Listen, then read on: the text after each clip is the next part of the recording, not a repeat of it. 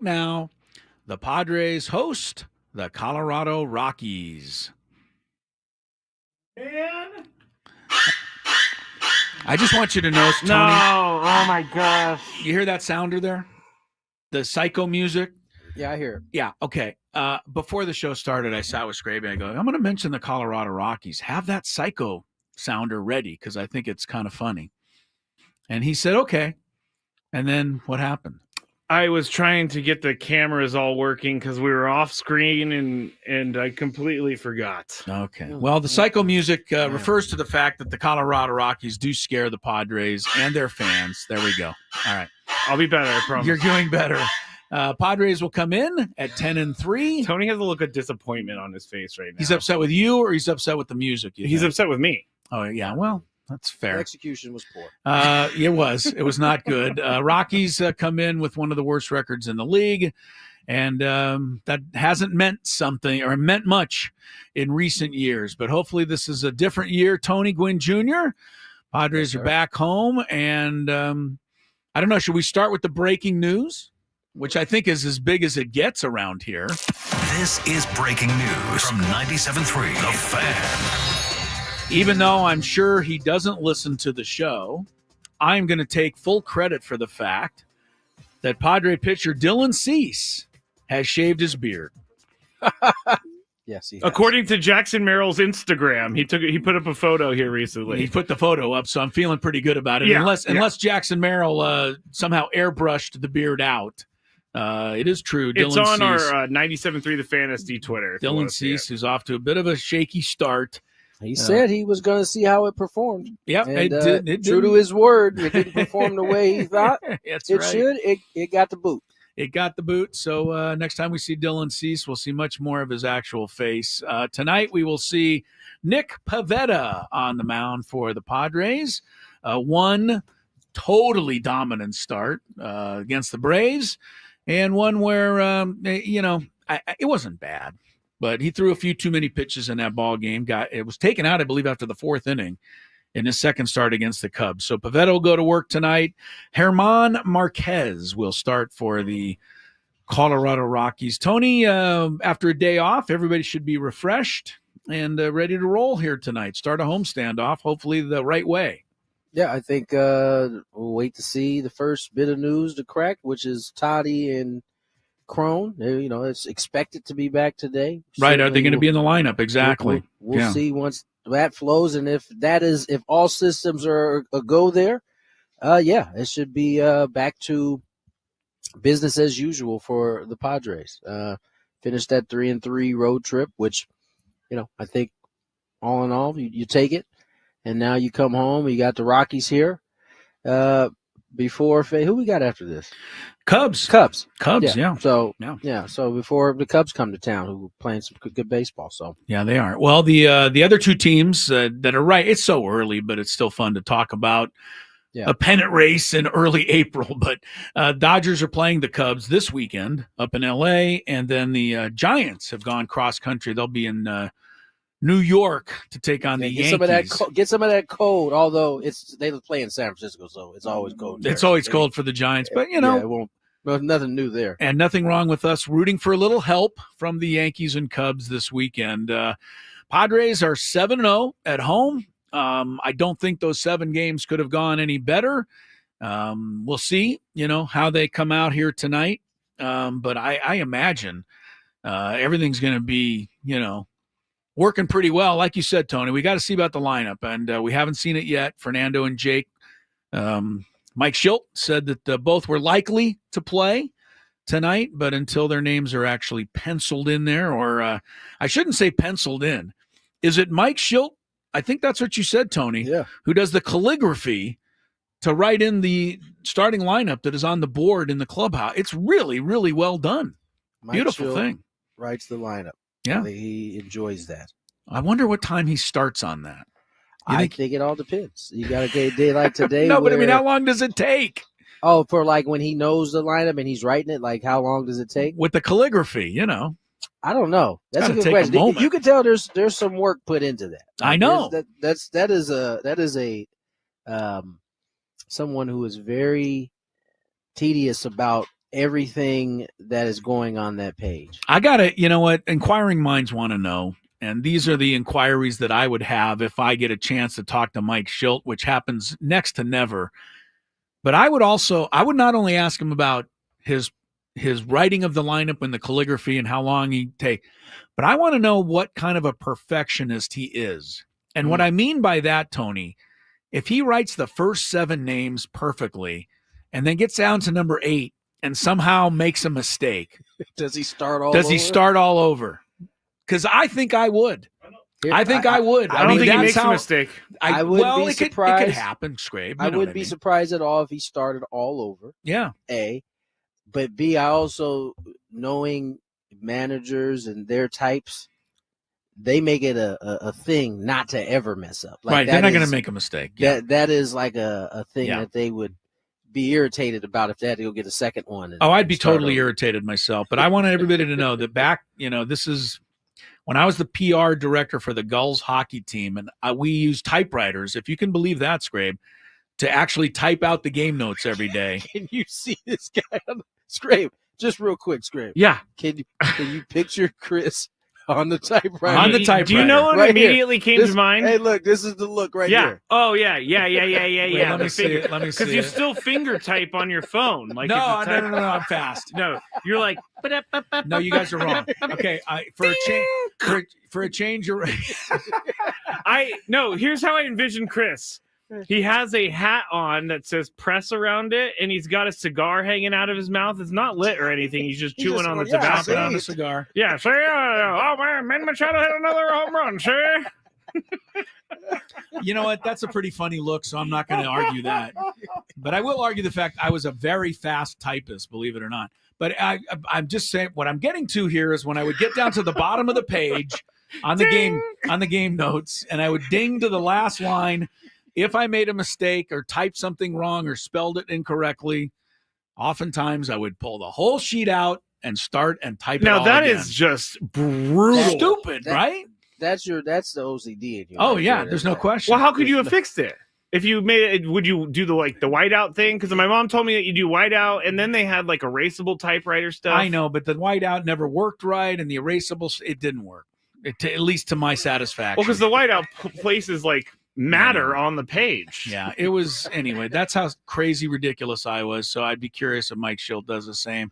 Alek Jacob will be our Friar Friday interview. We will speak with a member of the Red Hot Padres bullpen, and he will join us here in about 10 minutes or so. So we will get some insight on this bullpen, which Tony has been ridiculously lights out.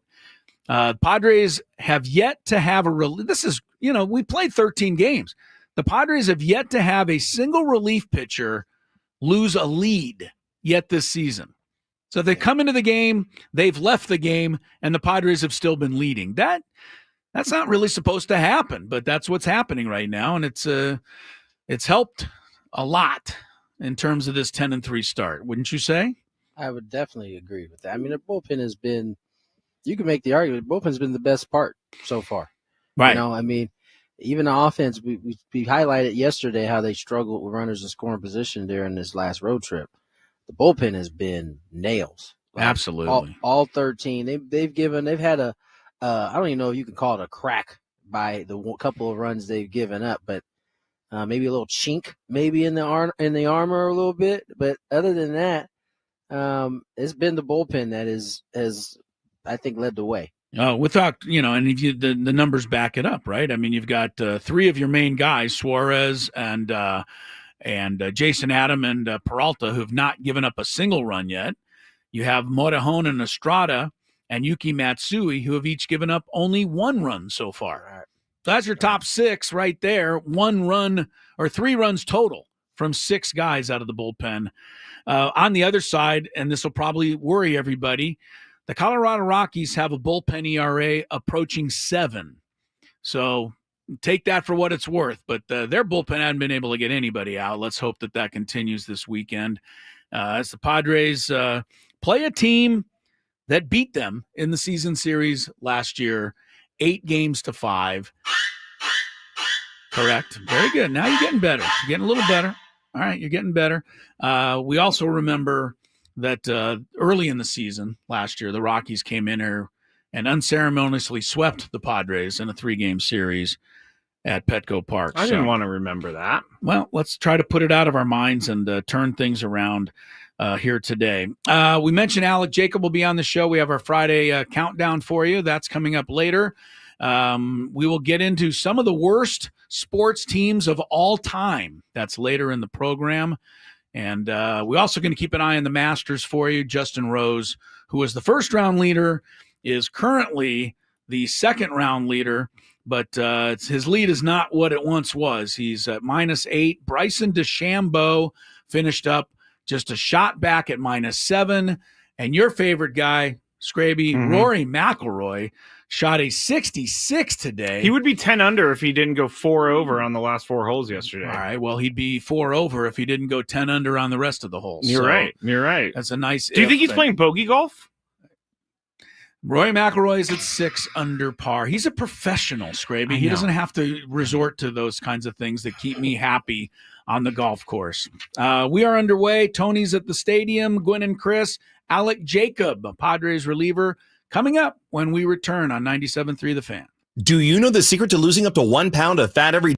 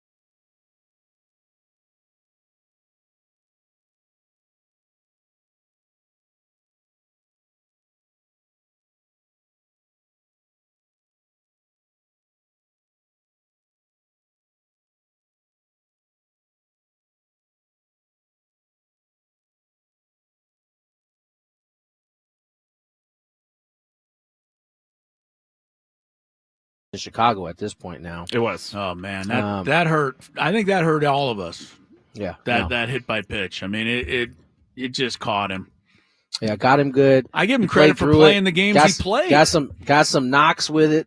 Nonetheless, he's going to hit the IL retroactive of the day it actually got hit in the rib, so he won't be on the entire 10 days, is my guess. They have purchased the contract of Tyler Wade, who is actually here. I see him in front of me on the screen that I'm looking at. He is here in a City Connect uniform. So there's that piece. They then moved Matt Waldron to the 60-day IL. Remember, Matt pulled his oblique right as he was getting ready to come into one of the last spring training games we had. An oblique has turned out to be pretty significant if they're moving him to the 60-day IL. So you're all caught up on Padre news. No news on Toddy, I assume, is good news, but I don't like to assume. We'll just wait until Mike Schill talks at 3:10 today. Comment. I'm going to beat Scraby to this comment, but it's like I told you so. Like, I didn't know that Jake was going to go on the IL. I just know that whenever the Padres tell me a guy is probably going to be back in the lineup tomorrow, but he's sitting out because we're trying to get ahead of it, then an IL stint is possible. And it's not just the Padres. It's every team in baseball. It's every team in sports. They never tell you the true story. They had to be more concerned about Jake than just thinking he was going to play today. But so I'm not really surprised to hear this news. Not good news, but I'm not surprised to hear Toddy's it. going to be on the IL too then. Well, no, I didn't say it guarantees that they'll be on the IL. I just said But there's a chance. There is. There absolutely is. Until he's in the lineup, I think there's a chance he'd go to the IL. I didn't expect Jackson Merrill to go on the IL. He is. I didn't expect Cronenworth. He is. So I think, these kinds of things start to add up a little bit, Tony. It's not, again, I'm not blaming the team. Teams are not going to tell you everything that they're thinking, but I think we always have to take it with a grain of salt. And so when we hear that Jake's on the injured list today, shouldn't be a completely stunning to us. So yeah, I guess not. That's all I'm saying. Alec, I think Scraby is currently talking to Alec as he gets him set to come on as our Friar Friday guest today. He is indeed ready to roll. On the line, joining us on our Friar Friday, Alek Jacob, Padre reliever. Alec, how was your off day yesterday? It was great. How was your guys' off day? It was good. We didn't have an off day, Alec. I didn't really have an off day. had to do the radio show, but after going through a couple of different climates, you make it back here to San Diego. You guys get to start a homestand. You guys are your bullpen in particular is off to a fantastic start. For you, year two, really getting an opportunity to be here at the big league side of things. How are things different for you this year than maybe last year when you came up for the brief stint? Yeah, this year I definitely feel like I have a bigger role in the bullpen. Last year I was kind of just throwing whenever they needed, and this year I'm obviously being used a lot more. So that's an adjustment for me for sure. That's obviously great. I love being able to impact the team and being able to impact the game. So it's kind of trying to figure out the routine of I got to be ready every day and keeping my body in the right place. That's kind of what I'm dealing with. Alec, obviously for you personally, it matters a lot what you do every time you're out there. But you're also part of a bigger piece, and that is the whole bullpen. How much of a team within a team are the guys in the bullpen, especially on this squad? Yeah, it's great. Like we're kind of isolated out there, right? Like you're almost like you said, like a little team within the team. But I think we're always just trying to pick each other up, like for me, it's like, how can I make sure these other guys, how can I cover some innings, make sure these other guys are feeling good, and like vice versa. That's what, we're always trying to pick each other up. Guys, a bad day, how can we pick them up? How can we get them ready for the next one? And I think if we just, go about it like that, I think we're going to have a very successful year. I think at times the bullpens can get selfish, and I think we don't have one of those. And so I think that's really big for us. Alek Jacob joins us here, Padre reliever, off to a great start this season. And Alec, we've heard Michael King talk about that starting rotation group kind of having a friendly kind of competition within the group there. Does that apply to the bullpen? Because you guys are kind of doing different things out there. Does that kind of competition apply to the bullpen as well, or is it you guys look at it a little bit differently? A little bit. Yeah, it is definitely different though, right? Because they're all getting their own starts individually, and like Suarez will be our guy getting the save opportunities. We can't really have that competition necessarily as much, but I do think there is something to like just like being available every day, how many appearances. I think we all take pride in that. I think that's a big thing, just because throughout the whole season, you see like how big of a workload someone can take on. I mean, that makes you really valuable. So I think there's definitely some competition, I guess, within each other there. But yeah, maybe a little different than the starters. Yeah. I'm a little surprised to hear that you guys don't secretly root for Suarez to give up a run so that somebody else can get a save opportunity. That didn't happen. Never. No way. You mean when I was in college and I was secretly rooting against that guy to give up a couple runs so I could start the next game, I was not a good teammate? Wow, that's interesting. I'm just kidding, obviously. Alek Jacob is with us. Alec, discuss a little bit your style and how you got, we see the sidearm delivery a little bit and how you kind of, came to that. And also being a reliever, how much did you start in your life growing up? I don't think anybody starts out as a reliever, right? High school, pony league, whatever. How did you get to where you are and how comfortable are you here now that you're in this spot? Yeah, so I was a starter pretty much my whole career. Even in college, I started 3 out of the 4 seasons that I was there. I kind of just got thrown into a relief role my sophomore year. But other than that, I was a starter the whole way. So kind of honestly, pro ball was where it all started for me for the most part with relieving. And so that was kind of a interesting change of pace, really, because throwing once a week compared to sometimes 4 times a week now, that's quite a bit different. But yeah, I really like it. I think it's something that I feel like I can impact the game every day. And when I was starting, I didn't have that, and I feel like there would be days where it'd be sometimes hard for me to like stay focused on things because I know that there's no way that I can do anything to help the team that day. And so that's definitely something that I really enjoy about relieving more. And then as far as like throwing sidearm and stuff, I quickly realized that my velocity was not going to be something that was going to get me to the big leagues. So I had to try and be creative with it. So yeah, I messed around with a bunch of different things, dropped down. I had some other, coaches and stuff like, push me to stay and drop down and like keep working on it. And it's been great ever since. I've obviously been able to find myself here and have some success and ready to just continue with it. Yeah, you certainly have found a way to be creative and get big leaguers out. You're off to, as I said, a good start. Alek Jacob joins us here, and Alec, oftentimes I think folks on the outside they hear about the bullpen load and how much you guys are having to get out there and throwing on a given year. What are some of the things you guys do to combat the workload? Like, how is it you guys are? It's inevitable, right? You guys are going to get out there. You're going to have times where you just you've had to come out there a few times consecutively. What are kind of some of the things you guys do to combat feeling terrible while you're out there? For sure, there's a lot of things, right? Like you got to save your bullets. I think is a big thing. Like if you throw the day before, the next day you got to be smart with how much you're doing in catch play and how much you're doing pregame. You don't want to do too much and then not have anything when you get out there. So that's kind of an adjustment I've had to make, along with like after throwing, like, all right, I got to, do everything I can post game to give myself, the 18 hours to get ready for tomorrow.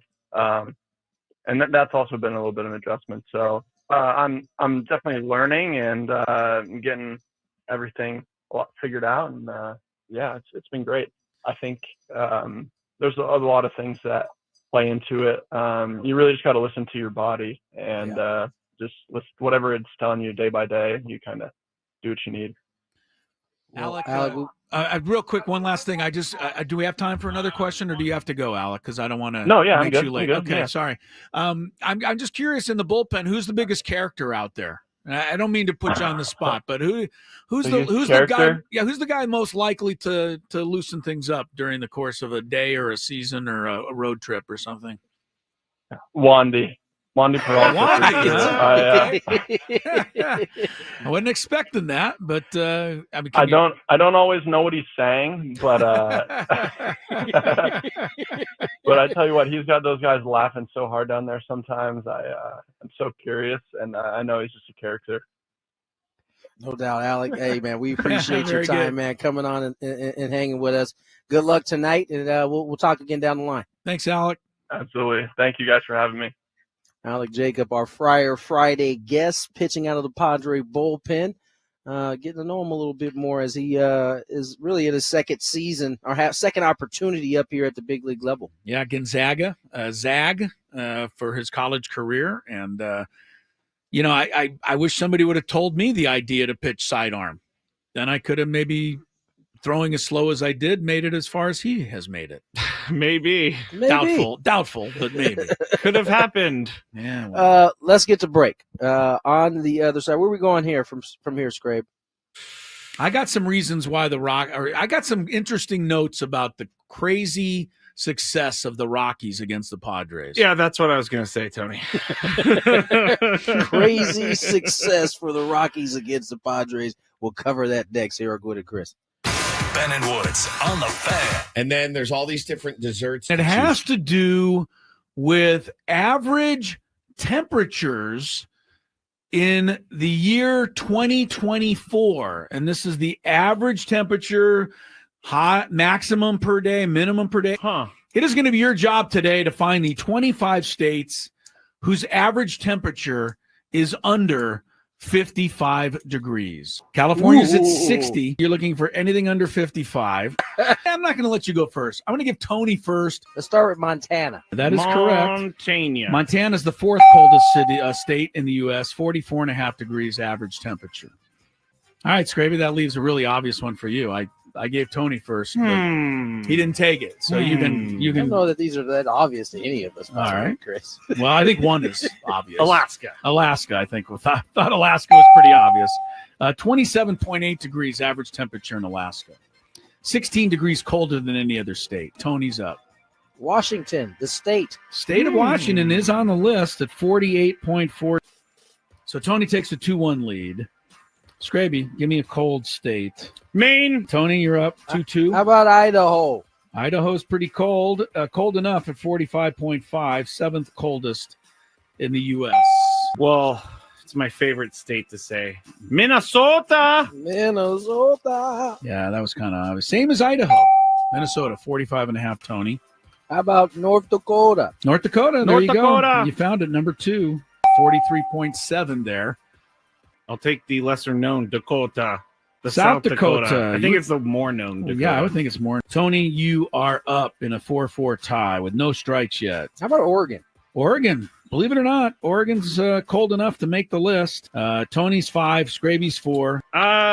Never been here, but I knew someone from here and said it's very cold. New Hampshire. New Hampshire's cold. Tony. How about Vermont? Vermont's cold, and it's right next to New Hampshire, so that was good. 46.3. Tony goes up 6-5. How about Wisconsin? Wisconsin. I'm pretty sure that's going to be in there. Just below. Tony, you're up. We're going to move to Wisconsin's neighbor. How about a little Illinois? Oh. How about a little Illinois? Little Illinois didn't make it. You can get your first lead of the day here. A state that I've been to, a state that has beautiful scenery, Wyoming. That's number 3. Wyoming, 44.3. I can definitely second that. Laramie is like the notion, having been there every year to Laramie. It's cold. Now, Tony. Iowa. Iowa. That's a great one. Is it? Has to be on there. 51.5. Iowa just snuck in there. I'm going to bank on the part of the state that's not attached to the paw is cold. Michigan. Michigan is a winner. Very good. the Upper Peninsula you're referring to. The pod. How about Utah? Utah, Salt Lake City and company. Yep, Park it's City. cold there. Yeah. 51.2. That is correct. Tony hits it. 8-8. The only difference is Tony's got a strike. Nueva York. Nueva York. New York for It Chris. does get cold there in New York. 49 degrees average temperature in New York is Tony. Connecticut. Connecticut. What about Ohio? You ready to come up with an answer, Scraby? Ohio. Too hot. I Too know. hot. I was thinking that because it's next to Illinois, but I live Too there hot. and it snowed. Is that what you want, Ohio? Yeah. 54.9.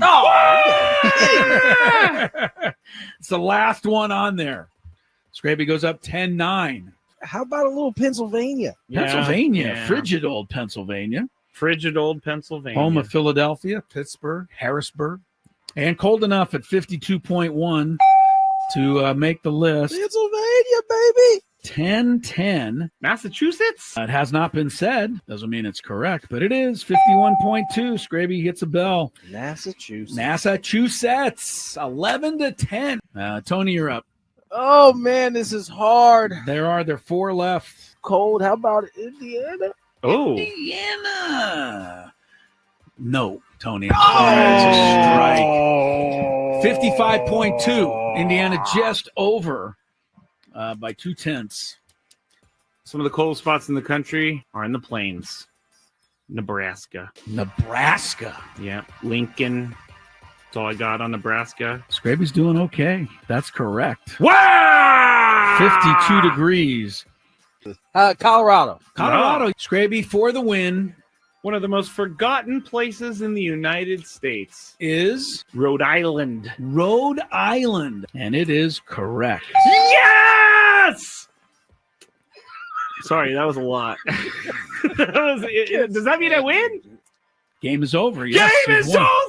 over! That was a stupid game. I didn't think you'd like it since it didn't win it. Those are my shoes on the glass. Sound like you're playing basketball over there. Sounds like shoes squeaking on the floor. Lack of. Peralta's back. He's going to turn around to watch. Second deck above the Colorado bullpen and right. A home run for Charlie Blackmon. His 8th of the year, and that 2-run shot re-extends their lead at 6-2. That is, life against the Rockies. Charlie Blackmon, who used to do all the damage, has finally retired. Welcome back to Gwynn and Chris. Crisello, Tony Gwynn Jr. out at Petco Park, where the Rockies are in town to take on the Padres tonight, starting a 3-game series. Matt Scraby alongside. I took a moment, Tony, to look up the career numbers of Charlie Blackmon just to see how much damage this guy truly did against the Padres over the years. And it's quite extensive, actually. Blackmon hit 26 home runs in his career against Arizona. He had 22 against the Dodgers. He had 20 against the Giants. Against the Padres, 35 home runs. He had 104 RBIs in his career against the Padres, more than any other team. He had a 301 lifetime batting average, which I honestly thought was higher. And he had an 884 OPS. So Charlie Blackmon was definitely did a lot of damage. But, we're trying to figure out what the Padres have to do to beat the Rockies. And everybody keeps saying, well, it's the Padres, this and that. I don't think it is. To me, it's that the Rockies, for some crazy reason that probably nobody knows, just seem to play much better than they normally are against the Padres. Would you ascribe to that, Tony, having seen the last few years here up close? I'd say it's probably a mixed bag. Yeah, okay. Yeah. I'd say that the Rockies have at times come out and played above what they had been playing. And I'd say sometimes the Padres didn't play to the level that they should play. I think it's probably closer to a mixed bag than it is one way or the other. I certainly can recall some games last year where the Padres didn't capitalize on some opportunities, and it came back to bite them late. But I also remember just thinking to myself sometimes, like, oh, these guys are playing out of their mind today. Like, they do. Well, so go ahead. Here's the no, I was gonna say that. So it's probably a little bit of both. little bit of both. Okay, so here's the career numbers to try to put it into some sort of perspective. And I think if we talk about it enough, maybe we can make the Rocky hex go away. The Colorado Rockies have been playing since 1993. So their all-time winning percentage in all games is .462. But against the Padres, all-time, it is .521. So they're far better against the Padres going back all the way. The Rockies' all-time record on the road is 567 games below 500 with a .387 win percentage on the road. They've always been terrible. But here in San Diego, they're only 16 games under 500 with a winning percentage of .470, which is about 100 points higher than against every other team. All time against the Dodgers in LA, they win 35% of the time. In San Francisco, 33%. In Arizona, 36%. So they didn't beat any of those teams, except here, they're 47% against the Padres. And then last year, it was really one-sided. We know the Rockies were 8-5 against the Padres, 4-2 here at Petco Park. Against the Dodgers, they were 3-10. Against the Giants, they were 3-10. And against the D-backs, they were 4-9. They didn't win a single game in San Francisco last year, and they only won one in Arizona. So maybe this goes back. This is all time. Well, that was last year, but all time. But I'm saying those numbers you were giving before were all time. Those were all time. So I will say this: that coincides, a lot of that coincides with the run that the Giants had, kind of early 2000s. True. Dodgers had.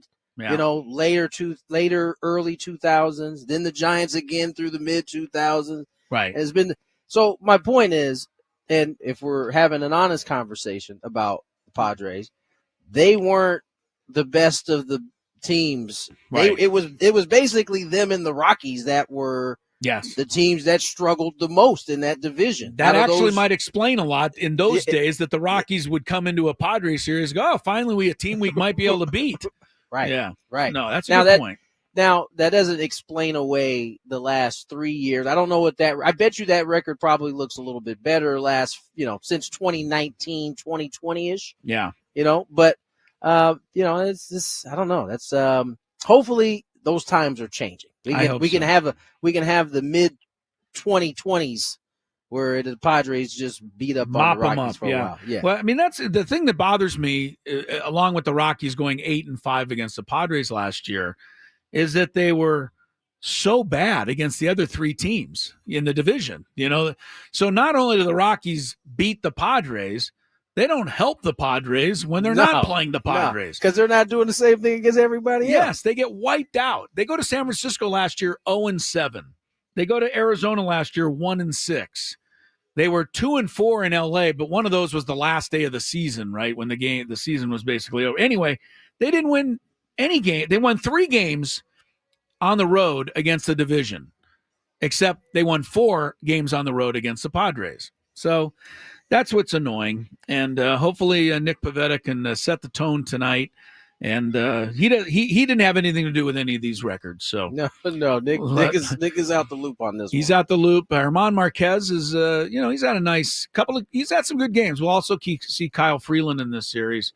And actually a pitcher that might be kind of interesting to look at tomorrow night for the Rockies is Chase Dollander, who is supposed to be that's what they're saying. Right. They're saying this is the one guy. I've seen this a few times, Tony. This is the one guy who can maybe have some success as a pitcher in Colorado. So we'll see, because really in the history of the Rockies, nobody has done it. There's literally been no one that they brought up that has been a success. No one.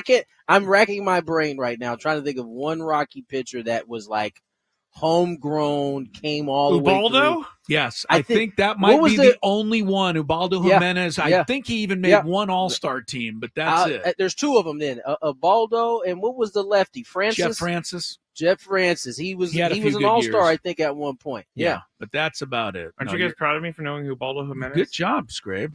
I think he's the only Rocky. Way that you got that. Honestly. I am too. I think he's the only Rocky ever to throw a no-hitter. He did it on the road, of course.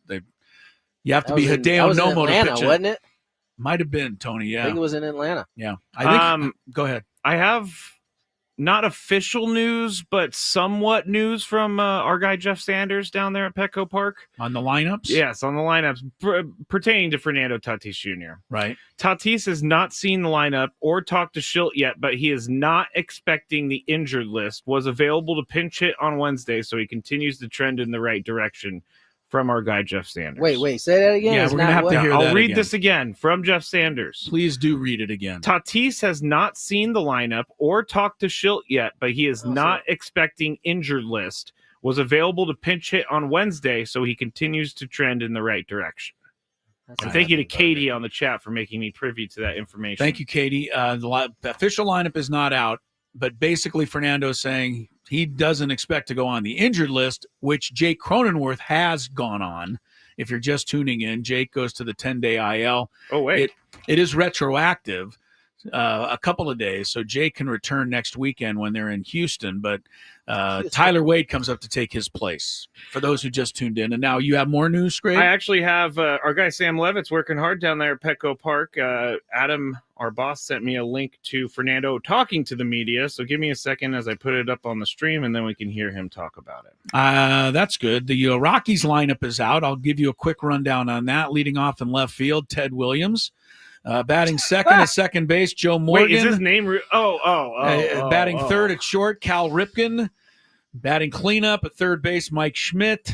The DH tonight is Barry Bond. You know, it's the At Rockies. first, I was like, how have I not heard of this Ted Williams guy? Yeah. I mean, all these guys play like that, so I might as well announce them as such. Anyway, the Rockies lineup is out. Mickey Moniak's in the lineup tonight, so that's kind of a good thing. The local product from La Costa Canyon, Matt Scraby High School. That's right. He'll be in the lineup tonight, so that's kind of cool. I believe they're now calling it the La Costa Canyon High School baseball field at Matt Scraby. Never Oh, mind. stop it. All right, that was Another- bad. another Another bad bad joke. Wow. What you meant to say was something like Mickey Moniak Stadium at Matt Scraby Field. No, it was La Costa Canyon Stadium at Matt Scraby Field, so right. I messed it Well, up. yes, you I did. told everyone last night why I've been such a dummy this week, so I didn't take my medication correctly because it got changed, and so give me like 3 more days and I'll We're be gonna back. hold you to that too. We're gonna hold you to that. Give you about a week. Give me about 3 more days and I'll be less Get you- dumb. Get your life in order. Over Do we here. need to get a hold of your doctor on the air to make sure that you No, get everything no, lined no. up right? That I went and looked and I did get notifications. He can't read is what the problem is. So that is why he's in this predicament. If he's no. gonna be honest. It's not that I can't read, I just didn't read when I got the thing. One of the two. Yeah. Okay. All right, here is Fernando with the media. How are you feeling, Fernando? Great. I'm feeling really good. I'm in the right steps, and now let's see how it goes. I'm sorry, I haven't seen the lineup. Are you in the lineup tonight? Still haven't talked to my skipper, but everything's moving positive. Yeah. Everything's checked out. You're fully cleared. No IL for you. No, nothing of that. Like I said, everything is good, and we're moving in the right steps. Do you still feel pain in the shoulder? Any irritation or? No pain. It was just comfort on movement, and but then after that, everything good and moving forward. There he is. You know, Fernando does a really good job, and I think he has a future as a general manager. Not giving away anything. Doesn't give away too much. No, he's very good about that. You gotta kind of read between the lines. I mean, that I'm glad we got to listen to him because that sounded way different than how it read. Yes. You know, in terms of how he's feeling. He basically was like he's not feeling any pain. Right. It sounded like he didn't see the lineup, but he expects to be in it. Yeah. I mean, That's why I wanna that was play. the tone of his speaking was a lot different than how that read. So I would expect that he's going to be in there based on the way he was talking. We will have an official word on that. Hopefully, as soon as we have it, we'll pass it along to you. I was talking about German Marquez, who's pitching tonight, and we were discussing, you know, all of the crazy things in the Rockies and how they do against the Padres. I just looked it up. German Marquez, who in his career is not a winning pitcher, okay? He's got an all-time record well under 500. Against the Padres, he's 10-3. So just another example of a guy that is funny though. that goes crazy against the Padres. 10-3. 10-3 against the Padres. So they'll have that to worry about tonight. Little update from the Masters golf today. Most of the guys at the top of the leaderboard are finished for the day. Justin Rose, after his 7 under yesterday, 1 under today. He's at 8 under for the tournament. He leads Bryson DeChambeau by 1. DeChambeau's at -7. Rory McIlroy, you said it, Scraby. He collapsed down the stretch yesterday, had 2 double bogeys right at the end of his round, finished at even par, but he roared back today, -6. So he's 2 shots off the lead. But Scotty Scheffler is also 2 shots off the lead. My guy. Yeah, your guy. Well, that's not wrong. I mean, don't forget, Scotty Scheffler was pretty much a no-name until he teamed up with Tony Gwynn on a celebrity day.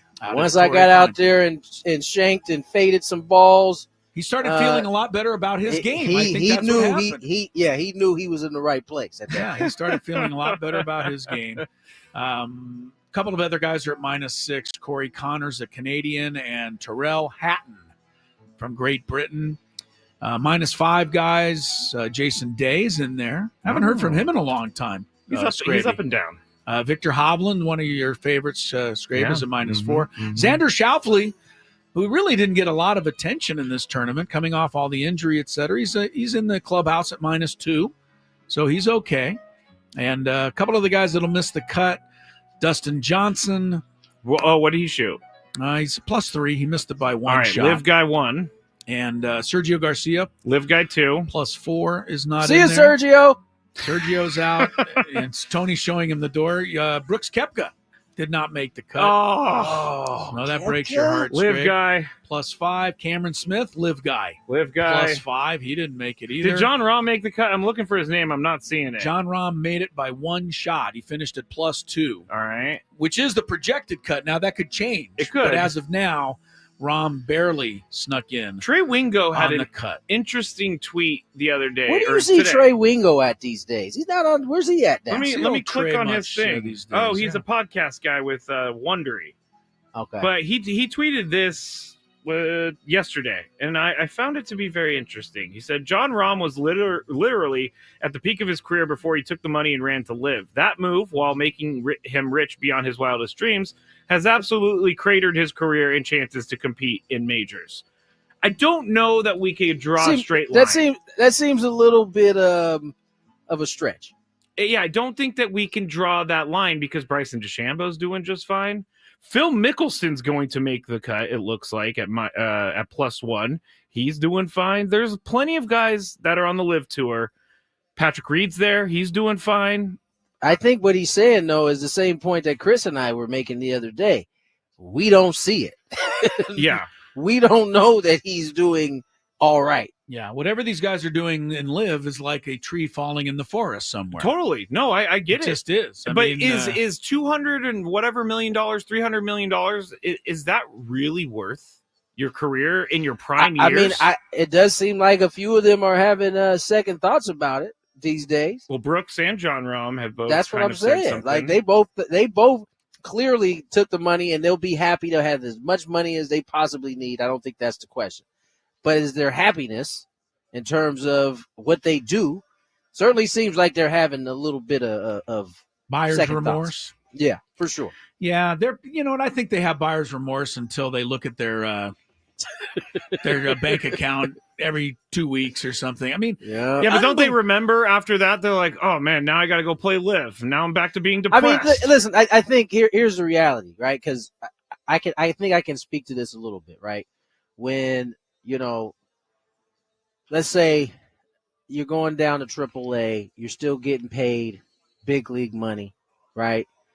When you get your check, you're like, okay, all right, I'm cool. But then you pull up to the yard and you realize you're still in AAA. No, that's a great call, Tony. It's like, I mean, I enjoy, don't get me wrong, I'm not giving the money back, but man, I certainly would like to be up in the big show. Like this ain't really all that fun down here. I think you can kind of compare live golf as a AAA and PGA Tour as major leagues. To be fair, I'm not saying that live is AAA. No, I know. Clearly, I know. They have the amenities, probably in some cases better than what the PGA. That was part of the allure to go over there. But listen, those guys grew up, no matter what they will tell you, they grew up understanding that PGA was the top of the top. Yeah. And athletes all, no matter how much money they make, I that think is you're the right. thing that ultimately drives them to do what they do. And the fact that they go out in these tournaments and no one cares or even knows in some Does cases. anybody even watch these tournaments? And whenever I flip by on a channel, it looks like a college invitational where there's one guy standing in the good fairway, description of it, another actually. guy standing across the way. The There's only nobody thing I even like there. about it, and even then I have issues with it, is the shotgun start, where everybody starts at the same time. Everybody's on the golf course at the same time. So you're not having a guy sit around all day and have to tee off at like 4 p.m. or But something. isn't that what they're used to? They I are, mean, but okay. I think it's more fair to have everyone on the course at the same time, because Granted, then you can might kinda be know telling what's you going might on. be you might be right about that, Stray, but clearly in some of their cases, the two we mentioned, they have stopped thinking about shotgun starts at this point. They are thinking about, like, man, PGA was nice, man. We had, cameras were there and people talking about us. And I'm not saying that's what they're completely driven by, but that's part of it. It's definitely part of it. You don't want to be going to play your golf tournament at Riverwalk when you could be playing your golf tournament at Torrey Pines. Yeah, Right. and let me ask you this, Scraby. So you followed a little closely. We got the daily Gambit after the break, but who do we blame for the LIV being such a disaster? Because I know they were all promised money. They had to be promised a little more attention than they're getting. No, they were promised world golf ranking points, which were going to be attention grabbers because then they can earn those. I think it's How did Greg they not Norman think- and the higher ups.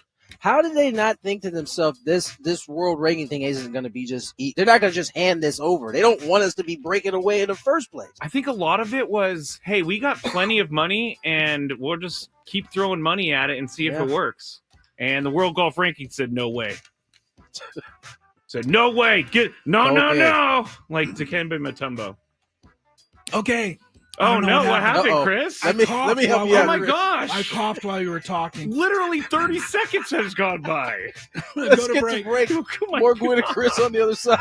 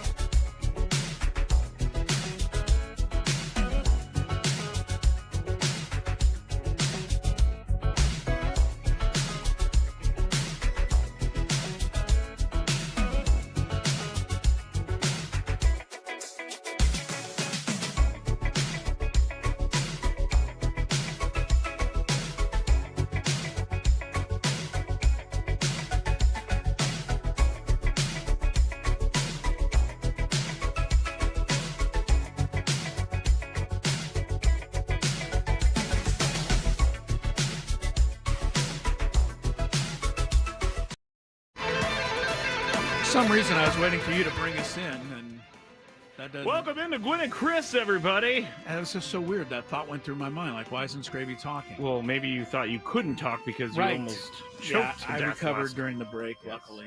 301 is the time. It's always fun, the varying degrees with which my voice can basically just check out for a minute or two. Check out is a good word for it. Yeah, don't know where it goes, but fortunately came back. 301 is the time. Tony is at Petco Park. He had to run down, though, and get in on the Mike Schilt pregame press conference. Yes. We are all kind of awaiting that to see whether or not Fernando Tatis Jr. will be in the Padres lineup tonight. We already know the bad news that Jake Cronenworth has hit the 10-day injury list. He obviously won't be in the lineup tonight. Thought it was a little interesting. Scrape, get your thoughts on this. Tyler Wade was called up to replace Jake Cronenworth, okay? I get it. Seems like a second base type of guy that can replace Jake. But Jose Iglesias can also do just fine playing at second base. And would they not have considered? Well, now I think about it. Anyway, I was thinking, why not Eggy Rosario for this spot? That is the point. But now that I think about it, both Eggy and Tyler Wade were DFA'd. Yeah. They were both sent out. Yeah. And neither of them were claimed in waivers, which I still don't understand in the case of Eggy, but I'm glad it worked out for the Padres. Yeah. So they're both back. They went with Tyler Wade, a little more experience. They've been going with the experience the entire way here. They did it at the beginning of the season by choosing Yuli Gurriel, Jason Hayward, Jose Iglesias, right? These are all experienced guys. Guys without the experience or as much, Connor Joe, Oscar Gonzalez, Eggy, Tirso, they were all sent back. So it seems like they keep going with experience before anything else. Yeah. I'm still Which waiting. I understand. I do. I'm still waiting for, Connor Joe. I just think he's a guy that's got to be on this team. And I think he's going to be a guy that contributes once he gets here. And frankly, I think it's just a matter of waiting to see how long they're going to go with Yuli Gurriel. Because otherwise, Connor Joe is the same player, right-handed hitter.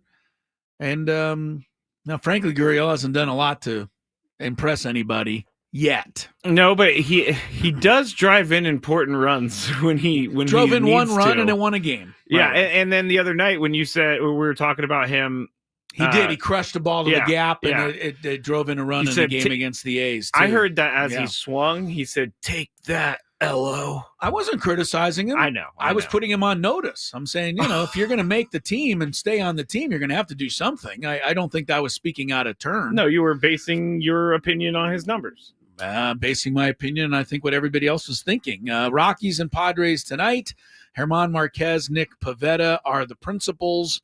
No other major league games are underway yet. Dodgers will be hosting the Cubs tonight up in L.A. Giants are taking on the Yanks in New York.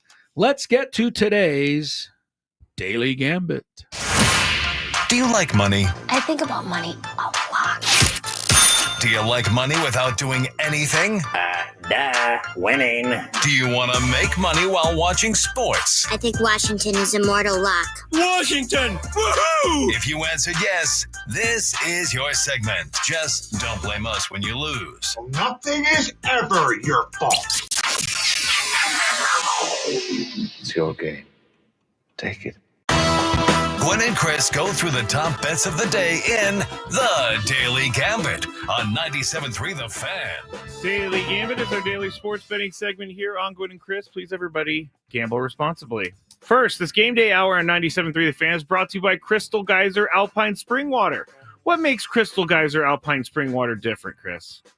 Delicious. Delicious is one of them. We It's always fresh. bottle our Alpine Spring Water less than 1.5 miles from the spring source. So it is fresh, and all our bottles are made with 50% recycled plastic from our own recycling plants. Crystal Geyser, bottled at the spring source. I like Crystal Geyser. Very nice. Actually. A little Crystal Geyser is refreshing. Yes. Indeed. I like the word geyser. Okay. I don't know why, but as a kid, I went to a bunch of geysers. Like Old Faithful? Did you ever go to Old Faithful? Never been to Old Faithful. Well, Not it's yet, old and anyway. it's faithful, Chris. Yes, it is. I hear. All right, I'll move on from my stand-up career. So I've heard. Yeah, your stand-up career is taking a major hit this week. It ought to just end.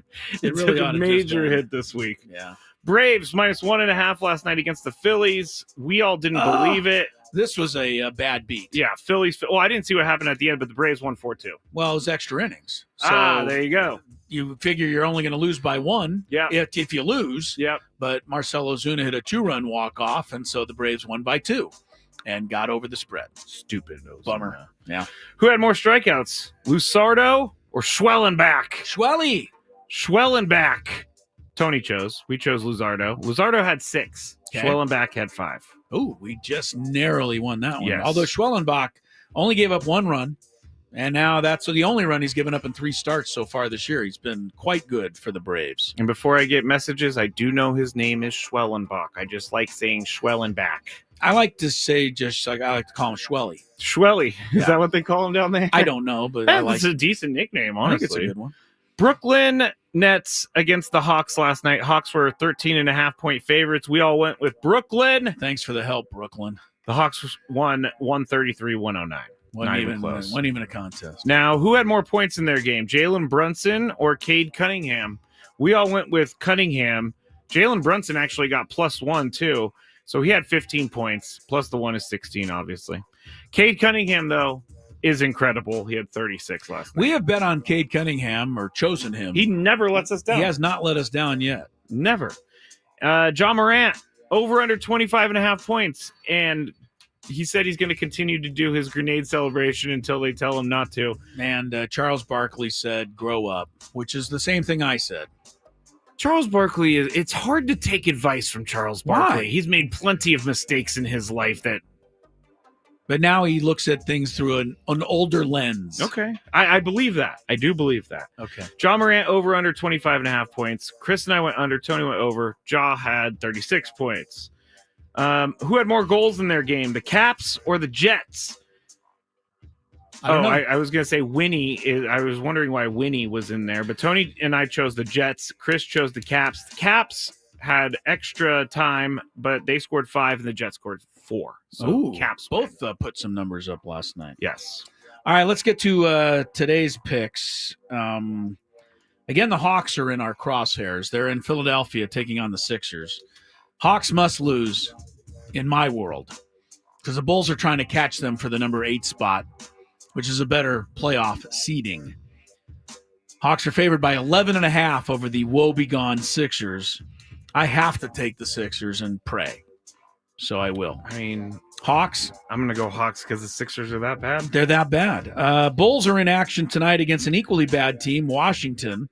Bulls are favored by 16. Whoa. How bad do you have to be 16 underdog to the Bulls? That's pretty bad. Bulls have been playing tremendous for them, though. They've won 13 of their last 18 games, which is quite good. I'll take the Bulls to keep it going. I'll take the Bulls too. Lakers 12 over Houston. I think this is up in LA. Houston is the number 2 seed ahead of the Lakers in the West. These teams, big game. This team, well, it's not because Houston apparently has already clinched the number 2. So they're sitting everybody out. Oh. The Lakers need to win to get the number 3. Okay. So that's why it's a 12-point spread. And you got to take the Lakers because Houston's not going to have anybody. Yeah, I'm going to take Lakers. Trae Young, more points at Philadelphia, or Colby White of the Bulls versus Washington? Who scores more tonight, Scrape? Why did he sit yesterday, Colby White? He sat earlier in the week. He did play yesterday or the day before. So he's healthy. I'm going to go. Both of those are enticing, Chris. Yeah, it's a good one. I'm going to go Trae Young, though. All right. I'll go Colby White. He's been Trae Young, everybody knows about him. Yeah. He's an all-star. He's been around. Colby White has quietly become an all-star level scorer for Chicago. All right, Steph Curry versus Luka tonight. And it's who makes the most threes. Are you taking Curry -1 or are you taking Luka?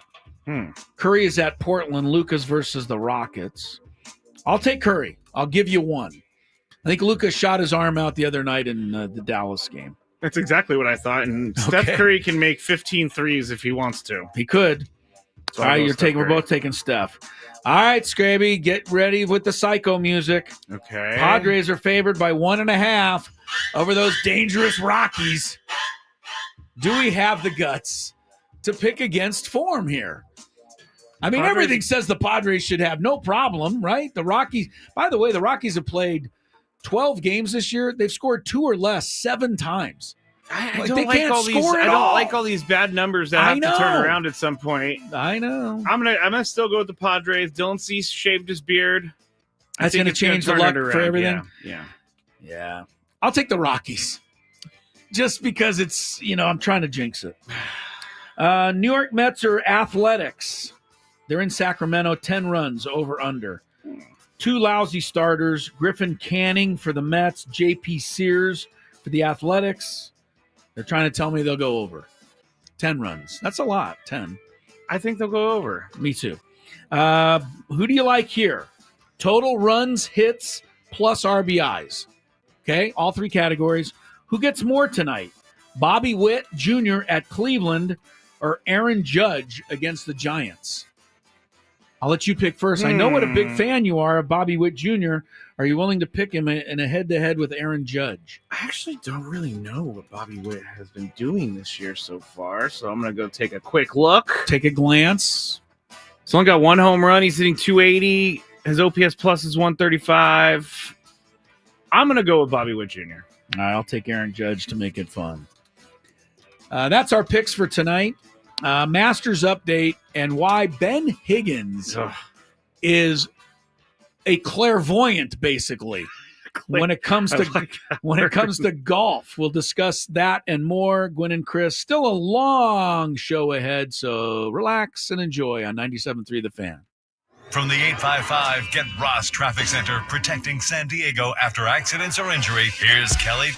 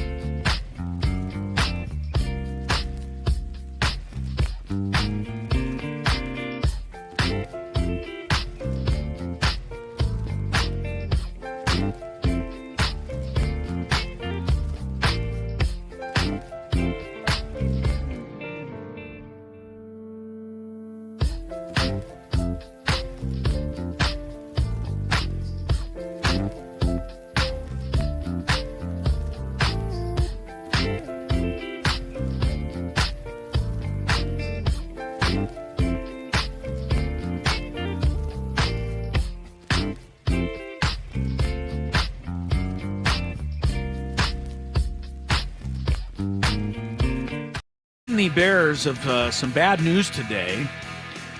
Jay Cronenworth going on the 10-day injured list, replaced in the on the roster anyway by Tyler Wade.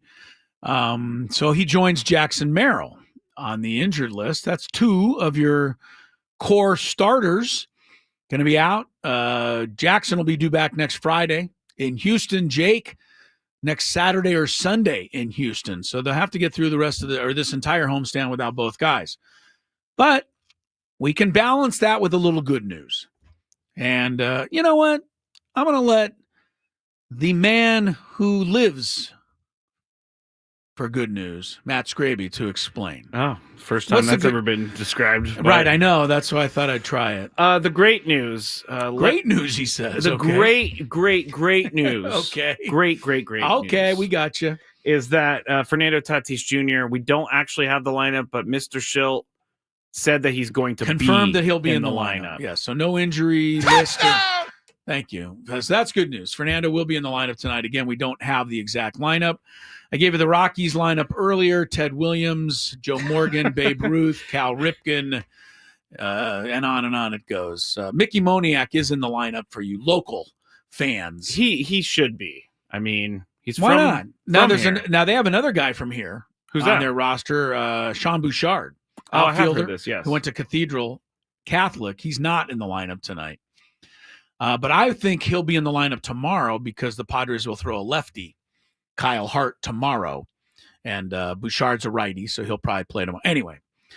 All right. I've heard that when you come back to play in your hometown like that, it's very stressful. I would think so, partly because you got to get everybody tickets. That's right? the thing. I mean, everybody wants to come to the game. So many people want to go, and then you hear from people you haven't talked to in 15 years. Yes. I was. Should I get some tickets? I was your barber when you were 6 years old. I would love to go to the game tomorrow. Just, it's not a big deal, but I got 6 people in the family if you can do it. That's exactly how and it that's goes what people down. say. How many do you need? One? Right. No, I'll take 5. Yeah, they think they can, they think it's a piece of cake. Even people ask me that. They're like, "Hey, Scrapes, yeah, I got my wife's birthday, right? And can I get a couple tickets? Can I get a couple tickets? I would be so grateful if you could know hook what you that need up." to say? You know what you need to say to those people? What? Next time somebody says, "Scrape, can you give me a couple Padre tickets?" Since you're connected, yeah. Say, where would you like to sit? Behind home plate or the dugout? Yeah, where can I get you? Yeah, where can I put you? I don't want to just get you into the stadium. I No. want you in a. In the catbird seat down there. Yeah, so.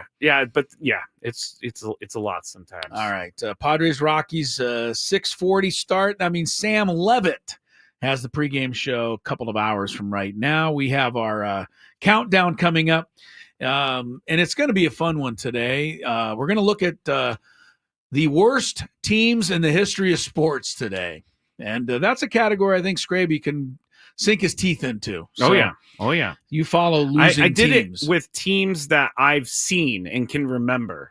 I did not. I went back in the day. Shocker. I know. That's what I do. So anyway, some of the all-time worst teams. Think of your own list. We'll have our countdown coming up shortly. Big 5 later on. But I wanted to touch on the Masters. It's day 2. Thank you. I almost didn't play it, but I can't talk about the Masters with the Masters going without playing the music. I always feel like Jim Nance is going to come walking in at any Hello, moment. friends. If you were with us yesterday, we explained that we did. I think we're having some fun, but it's not turning into any fun for anybody other than Ben Higgins now. Yeah. We, the 4 of us, you and I, Ben and Woods, all 4 of us picked in a snake draft yesterday or Wednesday. We each picked 4 golfers. We got any 4 we wanted, but it was, once somebody was drafted, they were not available any longer. Mm-hmm, Anyway, we all got 4 golfers, and you get points if they win the tournament. You get points if any of them finish in the top 5, and then you get some points if they finish in the top 10. And if they finish outside the top 10, you get goose egg. Yeah. So you got 4 golfers. I think most of us are hoping to get 1 or 2 guys in the top 10, or maybe 2 in the top 10, get 1 in the top 5, I was hoping etc. for all 4. I know you hope, but realistically, Yeah, get at least 1 in the top 5. 1 in the top 5. You want 2 in the top 10. Ben Higgins has all 4 of his guys in the top 5. It's ridiculous. It's ridiculous. It's like he saw the tournament before it was played. And he's downplaying it on our text group. He's like, I'm just hoping to get through the weekend. I mean, we should just give him the money. I mean, Justin Rose is leading. Now, Ben doesn't have him. Yeah, none of us do. No, none of us have the guy who's actually leading.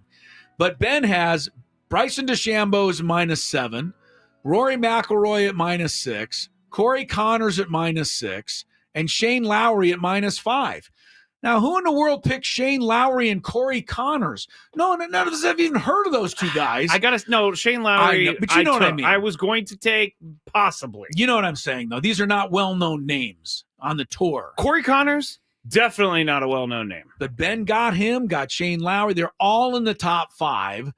Woodsy's doing okay because he's got Scotty Scheffler, who's also in the running at -6. You and I, we're not doing well.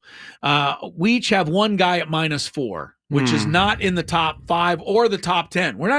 Neither of our guys are in the top 10. My guy that's in contention is Colin Morikawa at 4 under.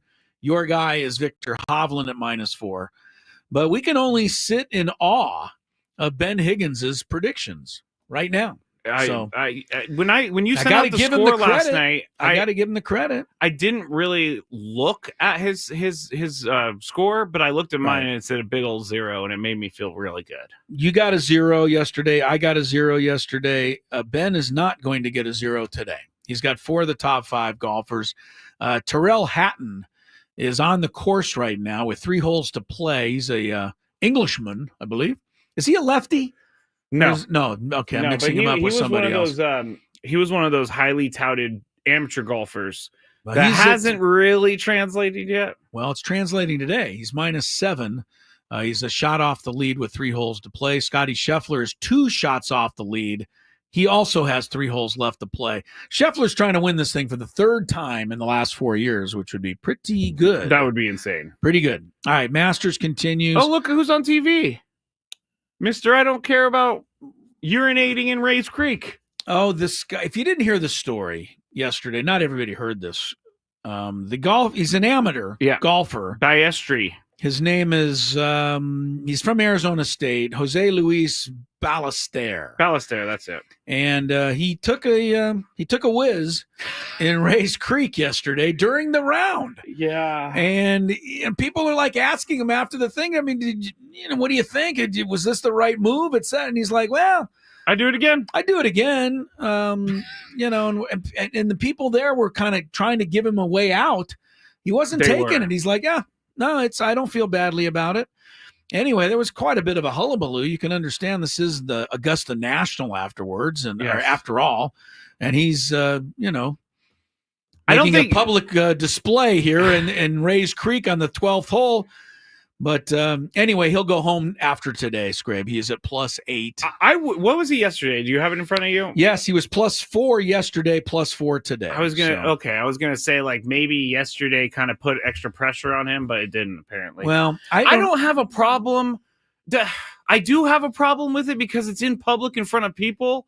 Like if he did this and no one saw it, who cares? And because I saw a lot of people on the chat yesterday, Chris, saying, oh, no one's ever, relieved themselves during a round of golf.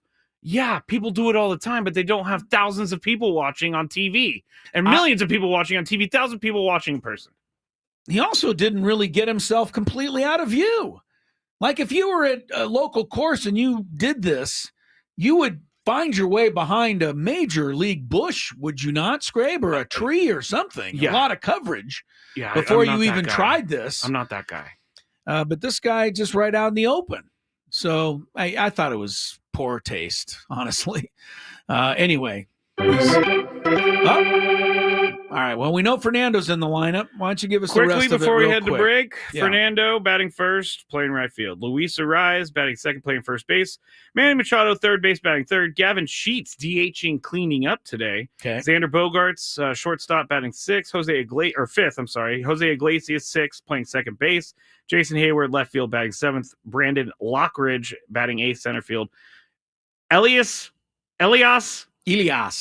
Diaz catching in the ninth position. Don't forget my man Elias. And Nick Pivetta is pitching. Well, keep in mind, you've got Sheets batting cleanup because you don't have Jackson Merrill and you don't have Jake. The lineup is not as deep or long without those two starters, but Fernando is in there tonight. Here's where Xander Bogaerts needs to step up when those two guys are gone. He's been stepping up. He has. I agree, but he had 3 got to hits. continue. He had 3 hits and scored both runs in the victory the other day.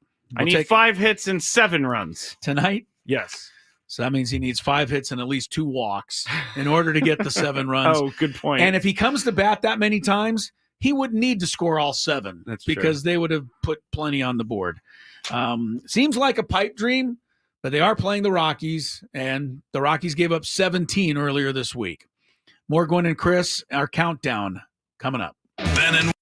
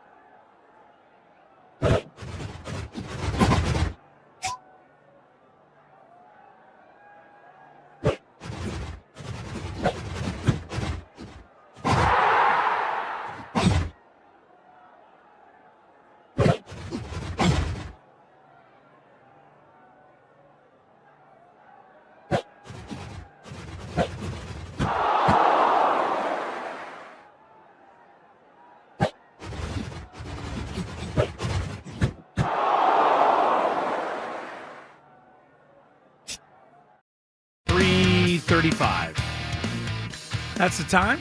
Gwynn and Chris, Tony Gwynn Jr. down at Petco Park, where he just reported back to us that Fernando is in the lineup tonight in the leadoff spot against German Marquez. He of the absurd 10-3 career record against the Padres. I mean, German Marquez doesn't ever win a game, except apparently against the Padres. You know, like all the Rockies. First meeting of the year between these two rivals. German Marquez actually has won 65 games in his career. He's only lost 57. I didn't realize he's over 500. That's actually pretty good, having pitched for the Rockies the whole time. How many years? He's in his 10th year, although last year he only made one start, and only 4 starts the year before that. So he's basically had 2 straight years of, injuries. But made a couple starts so far this year. 11 innings of work, 2.45 ERA. No wins, 1 loss. Rockies are 3-9 coming into the tilt. Odds are 10-3. 4th consecutive day, by the way, Scrape. I don't know if you noticed this when the alarm went off today. 4th consecutive day that you and I and everybody else has woken up with the Padres in first place in the NL West. It was the case on Tuesday morning, Wednesday morning, Thursday morning, and today. First place in the NL West.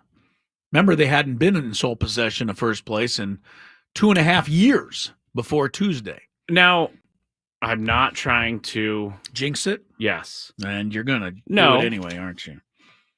How can I know it's percentage points, but the Dodgers and the Padres have won the same amount of games. But the Dodgers have played one more game. Right, they've lost one than more. the Padres. So how does that... Very simple percentages. Asking. Okay, so we're going by winning percentage. You always go by winning percentage. That's how it is determined during the course of the season. Okay. Now, at the end of the season, you assume at that point everybody's played the same number of games, so the percentage you don't really think about. But yeah, during the season, you look at the percentages. As a matter of fact, the Dodgers are currently in 3rd place. Because the Giants have won a bunch. Yes. The Giants are 9-3, and the Dodgers are 10-4. Both teams are 6 games over 500, but if you look in the at the actual percentages, the Giants' percentage is .750, where the Dodgers is .714. So they have the same. They're both 6. You're not a math guy, so you don't. I was thinking about it. Just like it doesn't guy. really tell me first place. Why doesn't it tell you first place? The winning percentage does. I go by wins. You just go by wins only. Yeah. You're weird. You're absolutely flat out weird. I will not disagree with you on this one. Okay. I just have a hard time looking at the standings and being like, oh, man, Padres are in first by a mile. Didn't say they were in by a mile. They're just in first. I'm happy that they are 10-3. And I'm happy that the Dodgers are in 3rd, even if it's close. I'm happy to see that. Hope they stay there, and I hope they stay there for a while longer. Me too, definitely. All right, let's check some traffic, and then it's time to talk about some really bad teams in our countdown. From the 855 Get Ross Traffic Center, protecting San Diego after accidents or injury, here's Kelly Danick. Traffic sponsored by Jack in the Box. Getting a little busy on some of our roads. Step outside of the 805 before Imperial. Accident blocking the fast lane. Several vehicles involved. South 163 before Friars Road. A crash over to the right shoulder. You also have an accident on the Coronado Bridge heading over to the island about mid-span. Trying to clear that out of the right lane. You're going to want to sit down for this jumbo breakfast platter from Jack in the Box. No, seriously, it's so much food. There's French toast sticks, grilled sausage patty, hash brown, and scrambled eggs, all for just $3.99. Get all this and so much more at Jack in the Box. I'm Kelly Danick with Gwynn and Chris, San Diego's #1 sports station, 97.3 The Fan. It's now time for Gwynn and Chris to rank their top 5 of the day. Gonna grip and rip as usual. But this isn't just a regular top 5 list. I love it. It sounds sadistic, but I love it. This is The Countdown. And it starts right now on 97.3 The Fan. All right, time for our weekly countdown. We pick a topic, and each of us give our top 5 in that category. And been a lot of talk today about the Rockies being in town and just how bad they are. There's also a lot of concern because despite how bad they are, they always seem to give the Padres a tough time. So I thought we would try to at least put it into perspective. Just how bad are the Rockies? So we're going to go through our all-time 5 worst sports teams. I don't know that the Rockies are going to quite make this list, but that is the countdown topic for today. Our worst sports teams ever. Immediately, a few jump to mind. Yeah, there was a few jump to mind. So let's see what we come up with today. Number 5. You want to start with Tony Gwynn Jr. today, or who? Sure. Let's go with How about the 2024 Chicago White Sox? I'm glad you mentioned them because that's Get the them first out thing. the way. Get them out of the way. Yeah. 121 losses, 41 Unbelievable. 121. They finished 51 and a half out. Oof. Yeah. They were bad in a lot of ways. And anytime you're compared to the 62 Mets, you know you're bad. But it's even worse when you finish with a worse record than the 62 Mets. So that was pretty bad.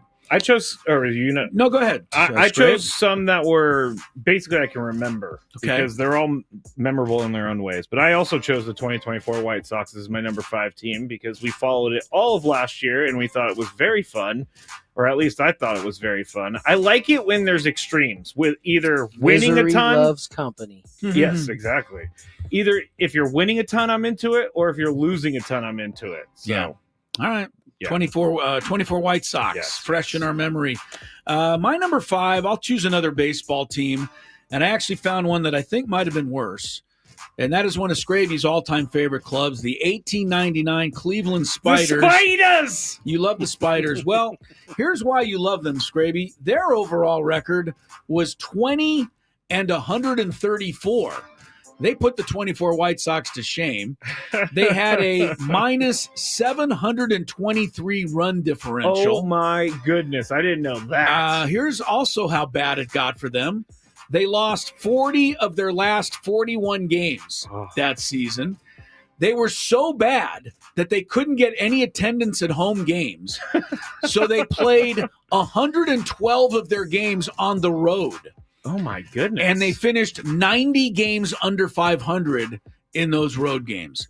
The Cleveland Spiders were that bad. Is that why they changed the name and won't ever go back? I don't know. The Cleveland Guardians now is not even associated with that franchise. Yeah, that's true. So it's a brand new thing. Cleveland they disowned the Spiders. They disowned the whole Cleveland thing and started their own one the next year. That's pretty rough, though. That was pretty rough. Number 4. All right, Tony, who you got? Number 4 will shift to the NBA. How about the 2011-2012 Charlotte Bobcats? Michael Jordan's club. They went 7-59. Oh, it was a shortened season. It was a shortened season due to the lockout, and they finished 43 games out of first place. Of course, that was the LeBron James-led Miami Heat at the time. I think that might have been his last year with the Heat. 7-59, man. 7-59. That's pathetic. Jason Richardson on that team? I don't know who was on that team. It's pretty Kemba Walker was on that team. Poor Kemba. You know what? You deserve it, Kemba. You deserved it, Kemba, for what you did to Jamal Franklin.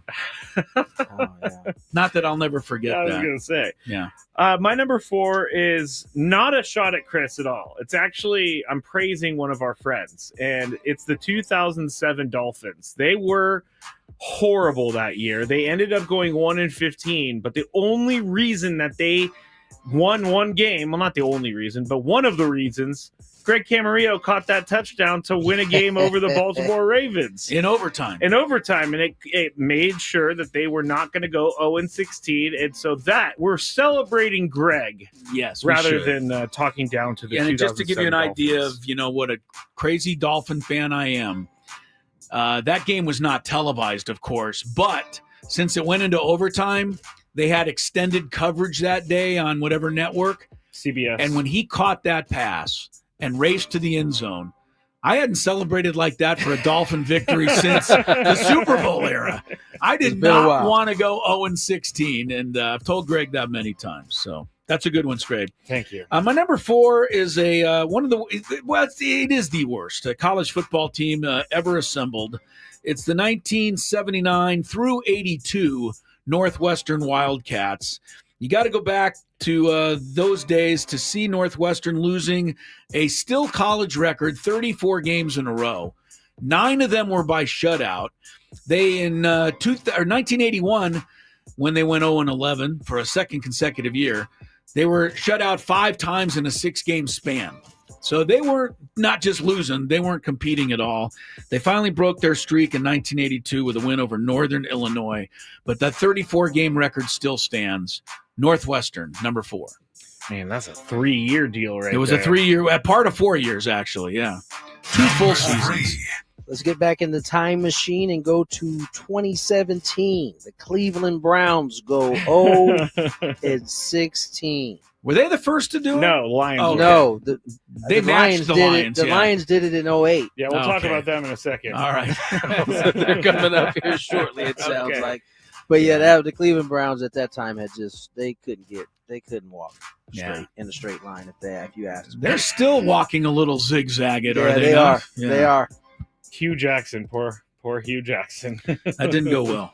It did not. My number 3 is not a shot at San Diego Charger fans, but one of the worst years of professional football I think ever played was the 2000 Chargers when they went 1-15.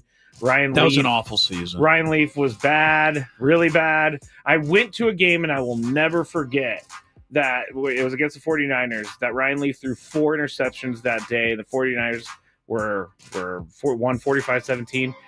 But there was also 57,000 people in that stadium that day, which tells me Chargers we still supported our team. Chargers should have never left. That's what that trivia: who was the only team they beat that year? 1-15. I just saw it. Or I just it had was. it. I didn't see pretty it, sure it was the Browns. I think the Browns were the ones that saved them from a winless season. But I think they get a higher rating. No. It wasn't the Browns. Actually, they won their first game. They were 0-11 going into Week 13. They beat the Chiefs 17-16. Okay. Well, wow. I will say this. They get extra credit because Ryan Leaf was their quarterback. I mean, with all due respect to Ryan's resurgence in life, he will still go down as probably the biggest bust in NFL history. You know what? So. What I like about Ryan Leaf is that he won't shy away from that. Well, you might as well address it. All right, number 3 for me is the 1975 Washington Capitals. Again, this is before your time, so let me enlighten you on just how bad these guys were. They finished 8-67-5. They lost. Wow. They lost. They were 60 games under 500 in a hockey season. They lost 17 in a row at one time. They lost 10 or more in a row 2 other times. They were shut out 12 times. And how's this for fun, Tony? They started the season 0-37 on the road. They didn't get their first and only road victory till the final 2 weeks of the season when they went to Oakland and beat the old California Seals. They finished I know that's how long ago it was, but they finished 1-39 on the road. That's just so much more misery, even never winning a road game, because that's when you're all spending time together too. It was horrible. Oh, that's me. Number 2.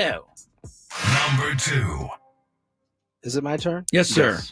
Gotta go with the 62 Mets. There we go. Give them some love, Tony. Yeah, Casey Stengel's first club. They struggled, to say the least. They took losing to an art form, too. They figured out crazy ways to lose. 60 and a half games out of first place. Yeah, 60 and a half. That's crazy.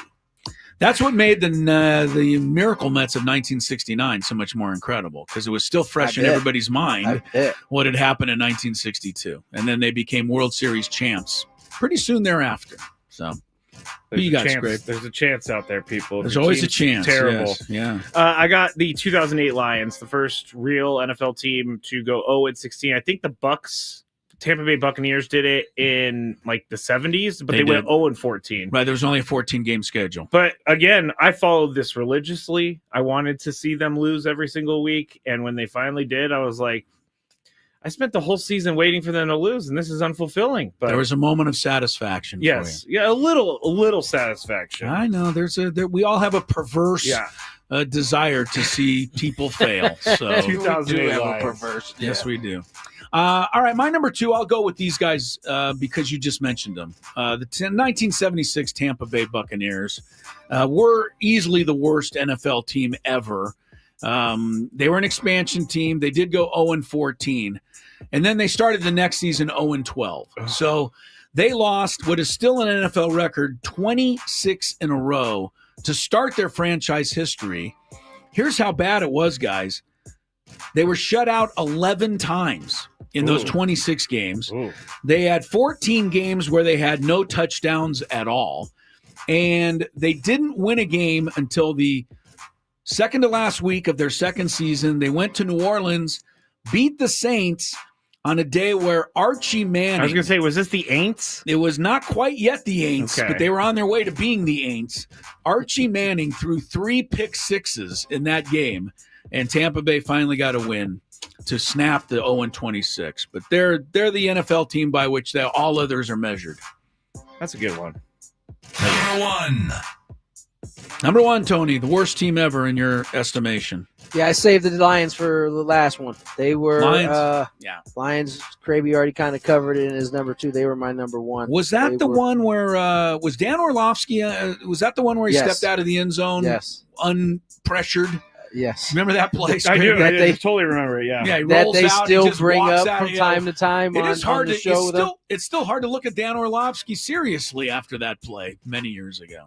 Yeah, if you type in Dan Orlovsky, that thing That's what pops up. out of bounds pops up. Yeah. All right. Well, that was the 2008 Lions. Who was the coach? Jim? It wasn't Jim Caldwell, was it? I think it Was might it have been Schwartz? It might have been Schwartz or Caldwell. You got to look it up. All right, I'll look it up in just. It was a a I think it was particularly Caldwell. I bad think it was performance. Caldwell, actually. Yeah, He came from the Colts, right? I don't know. Okay, I'll look. My number 1. I think I'm fusing it with maybe one of the worst years of my actual life. Okay. Because I was coming to the end of my drinking days and things were very cattywampus. The 2016 49ers, with Chip Kelly as their head coach going 2-14, was very hard Really? for me to handle. All right, so this is a Very personal. hard. It's a Yeah, personal This is definitely one a for you. personal choice. Yes, yes. I could not stand the hire of Chip Kelly. I could not stand anything about that team that year. Once they fired him after the end of the year is when I was back in on them. But that is mixed with me falling down the tubes in my own life. I fused those together. 2016. You were living in a time. I Where was living dangerously. You were to living say the least. dangerously. You're also living in a time where you needed a little good news on your Sundays, and you weren't getting it. I was getting nothing, Chris. You were getting nothing. Nothing. All right, my number 1 all-time worst team, and you've got to stand in awe of how bad these guys were. The 1973 Philadelphia 76ers. See, I saw these on lists I looked at, but I have no idea. Right, you why. don't remember them. Here's how bad they were. They finished 9-73. That is still the worst full season record in NBA history. The only one worse was the one that Tony mentioned with Charlotte in the shortened season. That Sixers team opened up the season 0-15. Then they won a game. Then they lost 14 in a row. Then they won a couple of games. Then they lost 20 in a row. And after 62 games, their record was 4-58. Oh. Only then did they fire their coach. And who did they bring in but their own starting guard, Kevin Lockery, who announced his retirement and went right to the bench to be the head coach the rest of the season. Wow. That seemed to give them a little bit of a break. They won 5 of 7 games somehow, but they returned to form. They lost their last 13 to finish 9-73. One footnote on Kevin Lockery. He would go on to become the 1984-85 coach of the Chicago Bulls, which means he was Michael Jordan's first ever pro head coach. Wow, that's there a you small go. world right A little there. small world, but the 73 76ers, that was a bad year. Former Nuggets coach Michael Malone is like, what the heck? That guy went, 4-58, and I got fired with a winning record? It took him 62 games to fire the coach that year. Yeah, that is crazy. All right, good All list. right. Fun list. There's our countdown. Hopefully all of that will make you feel better about whatever team it is you currently root for. Makes me Because feel hopefully it's really not- good about the Padres' 10-3 record right now. Yes, winning is not guaranteed you, as these teams proved. All right, more Gwynn and Chris coming up as we'll go into Chris versus the fans. 833-288-0973. Call in for some trivia.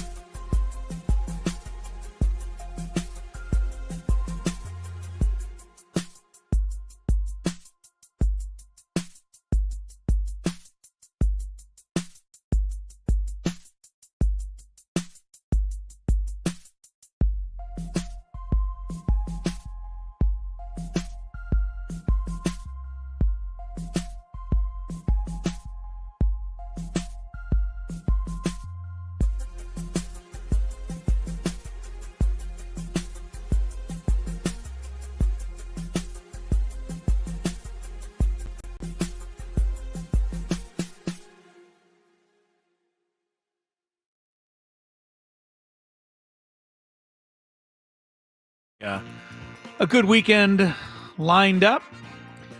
Little Padre baseball coming your way tonight here on 97.3 The Fan. Padres will host the Colorado Rockies.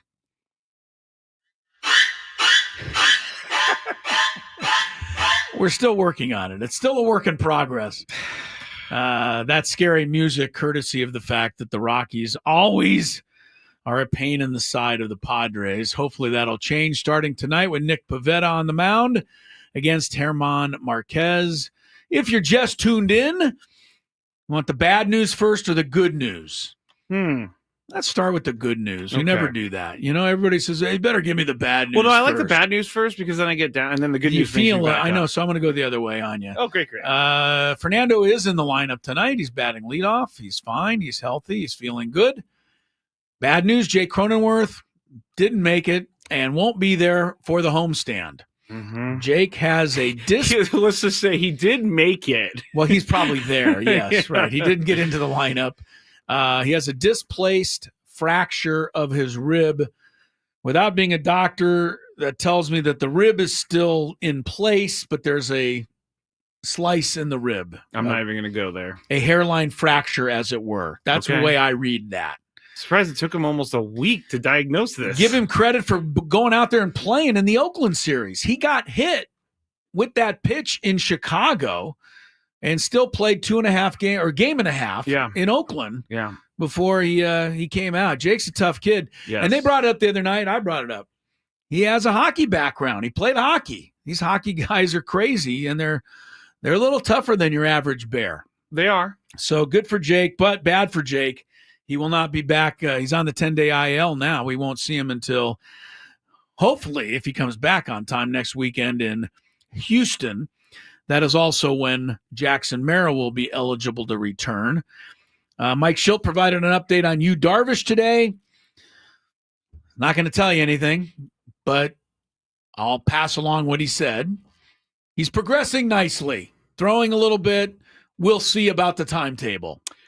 We'll hear the actual clip. You want to play later, the actual clip, huh? Because I got to hear the voice. Do you think the actual clip's going to provide any more insight than what I just provided? Probably not. Possibly. Okay. Well, I'll play the clip then in just a little bit for those who want to hear it. Masters, Justin Rose, first day leader, is the second day leader at -8. Bryson DeChambeau -7. Rory and Scheffler both -6, but Scheffler just bogeyed 18. That is a great bogey. That's an incredible bogey. They showed a shot of him. He hit his second or third shot. He hit his tee shot into the bushes on the left. He was basically lying down on the ground. He was lying down on the ground. I don't even know how he swung the club. He was lying down on the ground and punched it out into the fairway. He did stand up, and he was crouched over, but he hit maybe like a 30 or 40-yard shot back into the fairway. But to get a bogey on that's why he's a pro. Yeah, right. The rest of you know what we would do? 7 or 8. No, we'd pick up the ball and go to the next hole. No, not me. Or we'd kick it out into the fairway. We certainly wouldn't lay down and try to hit a shot out of the bushes as he did. I would look around a little bit. Is anybody looking? Oh, hey guys, I found my ball. Oh, Winter isn't rules. that crazy? It's in the grass. Winter rules. All right, let's get to we got some trivia coming up and a chance for you to go to Las Vegas. It's called Chris versus the Fans. If you had one shot, one opportunity to take down the human almanac himself, howdy do. Now is your time. Listen to me, this guy is dangerous. Now is your opportunity to win a prize. Well, I hope you know what you're in for. Chris versus the Fans starts now on 97.3 The Fan. All right, the prize that you are playing for today is a good one. A qualification for the grand prize, 2 tickets to either Disturbed, Ghost, or Pantera in Las Vegas, plus a 2-night stay at the MGM Grand in Las Vegas and a $150 gift card. Get tickets for all 3 shows now at Ticketmaster.com. Also, if you are a first-time player, let us know before you get into it, and you will get that question for free.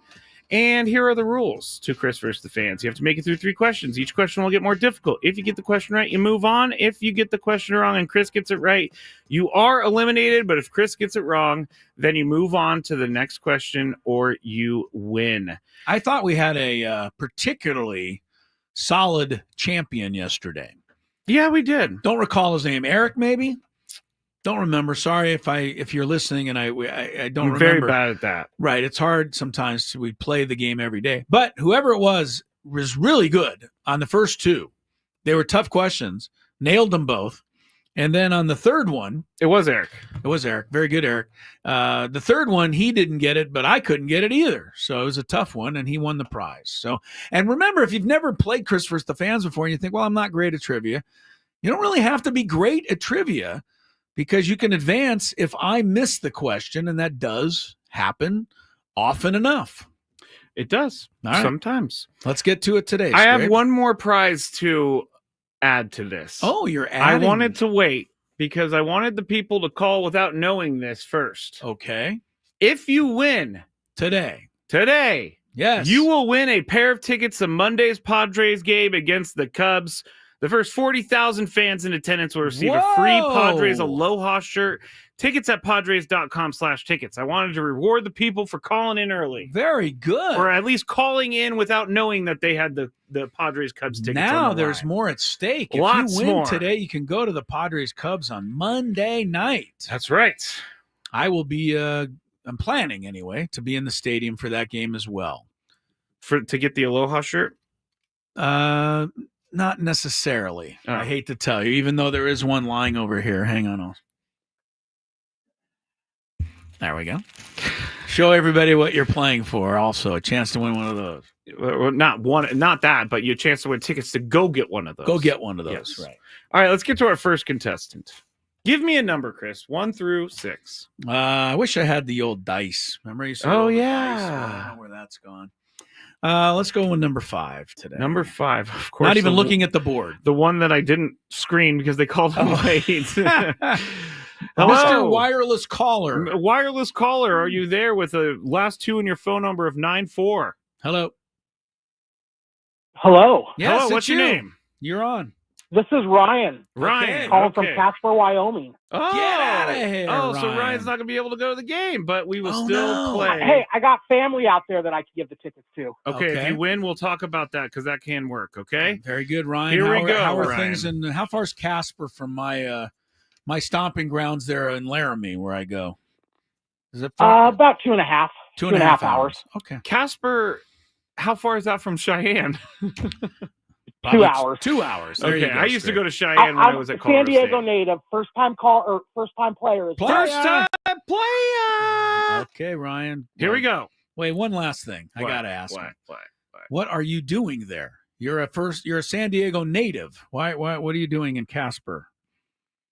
Chased a girl here in 2003 and Fair enough. not leaving until my kids are old enough. Fair enough. Hey. Fair enough, Ryan. We've all chased girls all over the world. So. I've done it multiple times. Just haven't ended up with Casper. kids or anything. No. All right, let's go, Ryan. Let's go. Here All we right, go. here we go. Question number 2. Oh, that's right. He's a first-time player. Last year, Scotty Scheffler was arrested. What state was he arrested in? Not bad, Scrape. Oh, shoot. It's a tough one. Was it Arizona? It says Arizona. Zona. Oh. All right, stay right there, though. Yeah, stay there. I can easily miss this. There are only 49 other guesses available to me, although I'm eliminating Alaska. I'm eliminating Hawaii. Okay. We don't have time for me to eliminate I was them gonna all. say yes. Kentucky? Kentucky? Yeah. Oh! Sorry, Ryan. God, Please I give us a call totally back and lucked play out. again. Thank you for calling from I had Casper, no Wyoming. idea. I won't say I had no idea. I must have had some idea, but I certainly wouldn't have bet money on that being right. Thanks for calling in, Ryan. It was Kentucky. Was it during was it a tournament? It was or right before a major. I think it was the PGA Championship at Valhalla. Yeah. And That's right. And so Valhalla's in Kentucky? Yeah, he ran Okay. over a cop and Yes, he ran. He didn't quite run over a cop. You remember that morning I woke up and it was Scotty Scheffler has been arrested for striking a police officer with his car. It was similar to the Tyreek Hill thing last season. You know, remember the first day of the season, Tyreek Hill's lying on the ground somewhere in Miami. Okay. Similar thing. Yes. Yeah. Let's go. I just remember the news stories of Scotty Scheffler strikes police officer with car. No, he struck a guy with a car. He's been arrested. You're His like, mug wow. shot was out before we even woke up. We thought he was going to be put away for years and years. He was doing yoga in his jail cell so he could stay loose. It's one of the craziest things I think ever. he went out and shot like 2 under that day. He did pretty well for being in jail that morning. Not bad. All right, let's go to our next contestant, Anoop. What's up, Anoop? Hey. Hey. Not much. Having a great day. All right, cool. Are you ready to play? I'm a first-time player. First-time player! Here we go. Question number 2. Scheffler was arrested, yes, in Louisville, which is where Valhalla is. Okay. What did be careful with this answer, but what did the Arizona State golfer do at Augusta National to get him in trouble yesterday? Current events question. I don't know. Weren't listening. He somewhere? He what? That he should know? Okay. No, that's what he did. So I didn't want to go any further, but you get it right, Anoop. Yeah, let's not ask him to repeat, but he was correct. He did he relieved himself. He took a into whiz, as I like to say. That's not any better than what Yes, Anoop it is. said. That is not any better than what Anoop said. All right. Well, it's correct. So he moves on. All right, Anoop, here we go. Question number 3. You get this right, or Chris gets it wrong. You're going to that Padres game, and you're qualified for the grand prize. Are you a Padre fan, Anoop, or are you a fan of somebody else? Okay, See, that'd be good. Anoop is ready to go. He's ready. All right. This question, this is not the question. This is just the background on the question. The answer to this happened in the last 10 years. I'm giving you a time frame, okay? Okay. What pitcher is the 4th youngest Padres player to have hit a home run in the history of the franchise? And this home run happened in the last 10 years. What pitcher? What pitcher on the Padres in the last 10 years is the 4th youngest Padre to ever homer in a game for the Padres? Okay. Oh my God, I don't. Oh wow. Yeah. 4th youngest. I'm gonna lose this, huh? Oh man. No, you're not gonna use it. No, because Chris has to know. You should be happy when he asks crazy questions like this, because I don't usually know them. So you can take a guess, or you can just pass to me if you like. It's up to you. I'll take a guess. It's wrong. No, I'll pass. Okay, He's gonna all pass. Right, all right. Good job, Anoop. All right, so this is the 4th youngest pitcher, or 4th youngest player ever to hit a home run as a Padre. I hope I don't break Anoop's heart with this. You better not. Daniel Camarena? Oh.